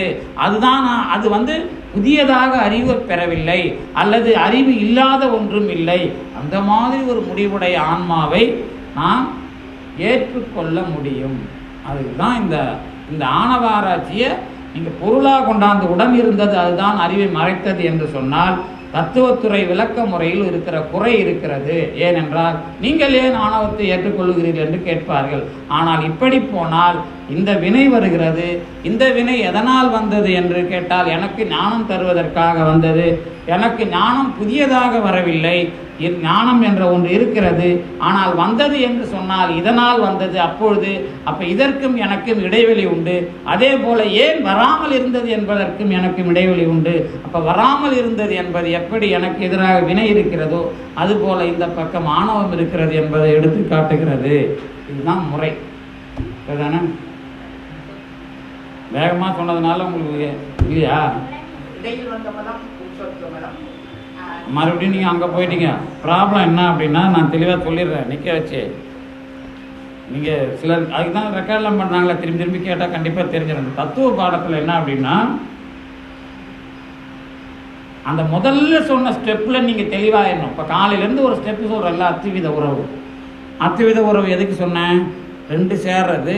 இந்த ரெண்டு சேர்றது அதோட தன்மை இல்லைன்னா மூணாவது ஒரு பொருள். இதுதான் சரிதானே? முடிஞ்சு போச்சா? இப்போ எனக்கு ஞானம் சேருது. இந்த ஞானம் சேருதுன்னு சொன்னால் இந்த ஞானத்தோட தன்மை என்ன? அறிவுன்னு வச்சுக்குவோம். அறிவு இப்போ நீங்கள் இதுக்கு முன்னாடி நேற்றுலாம் படிச்சிங்களா? அறிவு எங்கேருந்து வந்தது? புத்தியினுடைய குணபாகமா? புத்தியினுடைய குணபாகம் என்பது எப்படி வந்தது? என்னுடைய செயல்பாடாக வந்தது. அதுக்கு பேர் என்ன?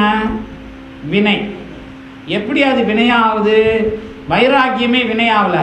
வைராக்கியத்தை பெற்ற நான் எந்த அளவிற்கு இன்னொன்றை பெற வேண்டும் அல்லது எதை தெளிய வேண்டும் என்று அதை வினையாக திட்டம் போட்டது இன்னொன்று. இந்த வினையை நான் நேராக வைராகியம் என்று பெறுகிறேன் என்று சொன்னால் ஒரு நோய் தந்தது.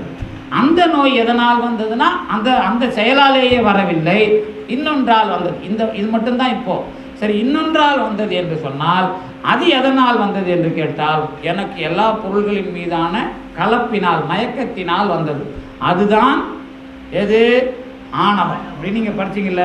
இப்போ ஞானம் என்பது இந்த ப்ராசஸில் தெளிவாயிடுச்சு. அடுத்ததா நான் எப்படி ஞானப்பொருள் என்ற ஆராய்ச்சியில தான் ஆன்மாவை எப்படி நிறுத்துவது என்று கேட்டால் இந்த உடம்பின் மூலமாக எனக்கு வைராகியம் தர்மம் முதலிய ஞானங்கள் வந்தன. சரிதானே? இந்த ஞானங்கள் தர்மம் முதலியவை நானா? அந்த மயக்கம் இல்லை, அந்த வினையின் மூலமான முடிவுகள் அல்லது உடம்பும் வினையும் சேர்ந்ததனால் வந்த முடிவுகள்.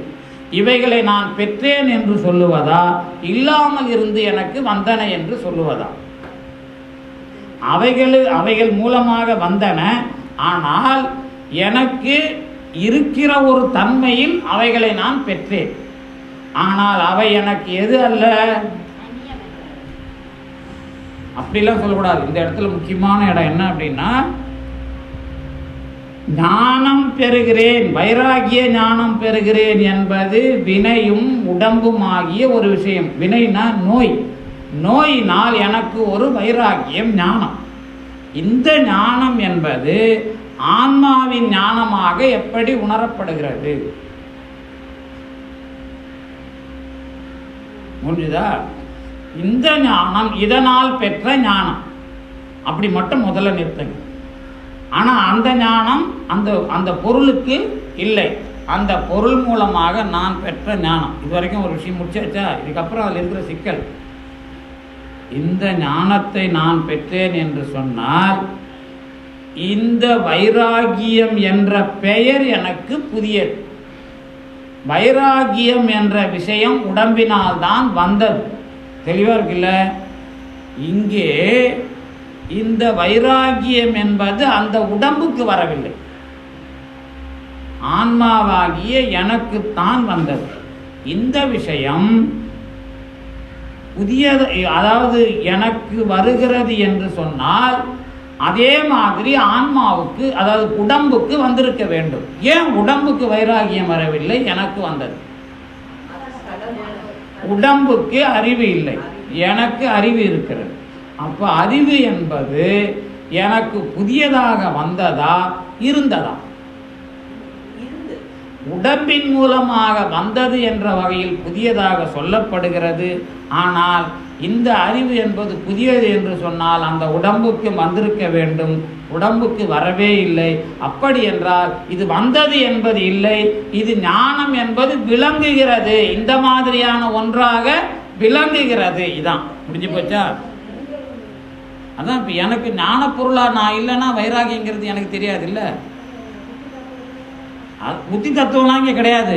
இங்கே என்ன அப்படின்னு கேட்டிங்கன்னா எல்லாம் இல்லாத ஞானத்தினுடைய தனித்தன்மை. ரொம்ப கவனமாக அதில் சரியான இடத்துக்கு வாங்க. ஏன் அப்படின்னா புத்தியில் வருதுன்னா புத்தியில் தான் தெரிஞ்சுக்கிட்டேன். வைராகியம் என்ற ஒன்றை புத்தி தத்துவத்தில் இருக்குதுன்னு நீங்கள் சொல்கிறீங்கள, வைராகியம் என்பது வைராகியமாக புத்தியில் இருக்குமா? இருக்காது இல்லை. அப்போ வைராகியம் என்பது எங்கே இருக்குது? ஆன்மா என்கிற ஞானமாக இருக்கிறது. சரிதானே? மனம்லாம் கிடையாது, மனத்துக்கு அறிவு கிடையாது. மனம்தான் நீங்கள் புத்தியில் கொண்டு போய் வச்சாச்சு. மனத்தினுடைய விருத்தி தான் புத்தி. அதில் ஒன்றும் இதில் டவுட்டே வேணாம், நீங்கள் கேட்டுக்கலாம். அப்போது அதுக்கு எந்த காலத்திலையும் வைராகியம் என்கிற ஞானம் கிடையாது. ஆனால் வைராகியம் என்கிற ஒரு உறுதி யாருக்கு இருக்கிறது? எனக்கு இருக்கிறது. எதனிடமாக இருக்கிறது? புத்தியினிடமாக இருக்கிறது. அப்போ புத்திக்கு வைராகியம் வரவில்லை, எனக்கு வைராகியம் வந்தது என்று சொன்னால் என்ன வேறுபாடு? அப்ப இருக்கிறது, அதுக்கு இல்லை. அதுக்கு அதன் மூலமாக வந்தது என்று சொன்னால் புதியதாக வந்தது என்று பொருள். ஆனால் புதியதாக வந்தது என்று சொன்னால் அந்த உடம்புக்கும் வர வேண்டும். புதுசுன்னு சொன்னான், நானும் அப்படித்தானே, அதுவும் அப்படித்தானே. அப்ப அறிவு என்பது புதியது இல்லை, முதல் விஷயம். ஆனால் இந்த அறிவு என்பது என்னுடையதே இல்லை என்பது போல அவைகள் எல்லாம் இந்த புத்தி தத்துவங்கள் வினையெல்லாம் இருக்கின்றன. முடிஞ்சு போச்சா? அதே மாதிரி இது எனக்கு இவ்வளவு நாள் புதியதாக வரவில்லை என்று சொன்னால் இவ்வளவு நாள் இல்லாமல் இருந்தது என்பதை உணர்ந்து கொள்ள வேண்டும். இவ்வளவு நாள் இல்லாமல் இருந்ததும் என்னுடைய வேலை கிடையாது. எப்படி எனக்கு வைராகியம் என்ற ஒன்று அதற்கு இல்லாமல் எனக்கு விளங்கியதோ அதே போல இந்த விளங்கிய விஷயமாக எனக்கு இல்லாமல் போனது நான் இல்லை. அப்படி சொன்னால் ஆணவத்தினுடைய உண்மை இப்படி இந்த பக்கம் இன்னொரு பொருளை நிறுத்தியது போல இந்த பக்கம் இல்லாததற்கான இன்னொரு பொருளை நாம் தெளிவாக முடிவு செய்கிறோம். நன்றி, வணக்கம்.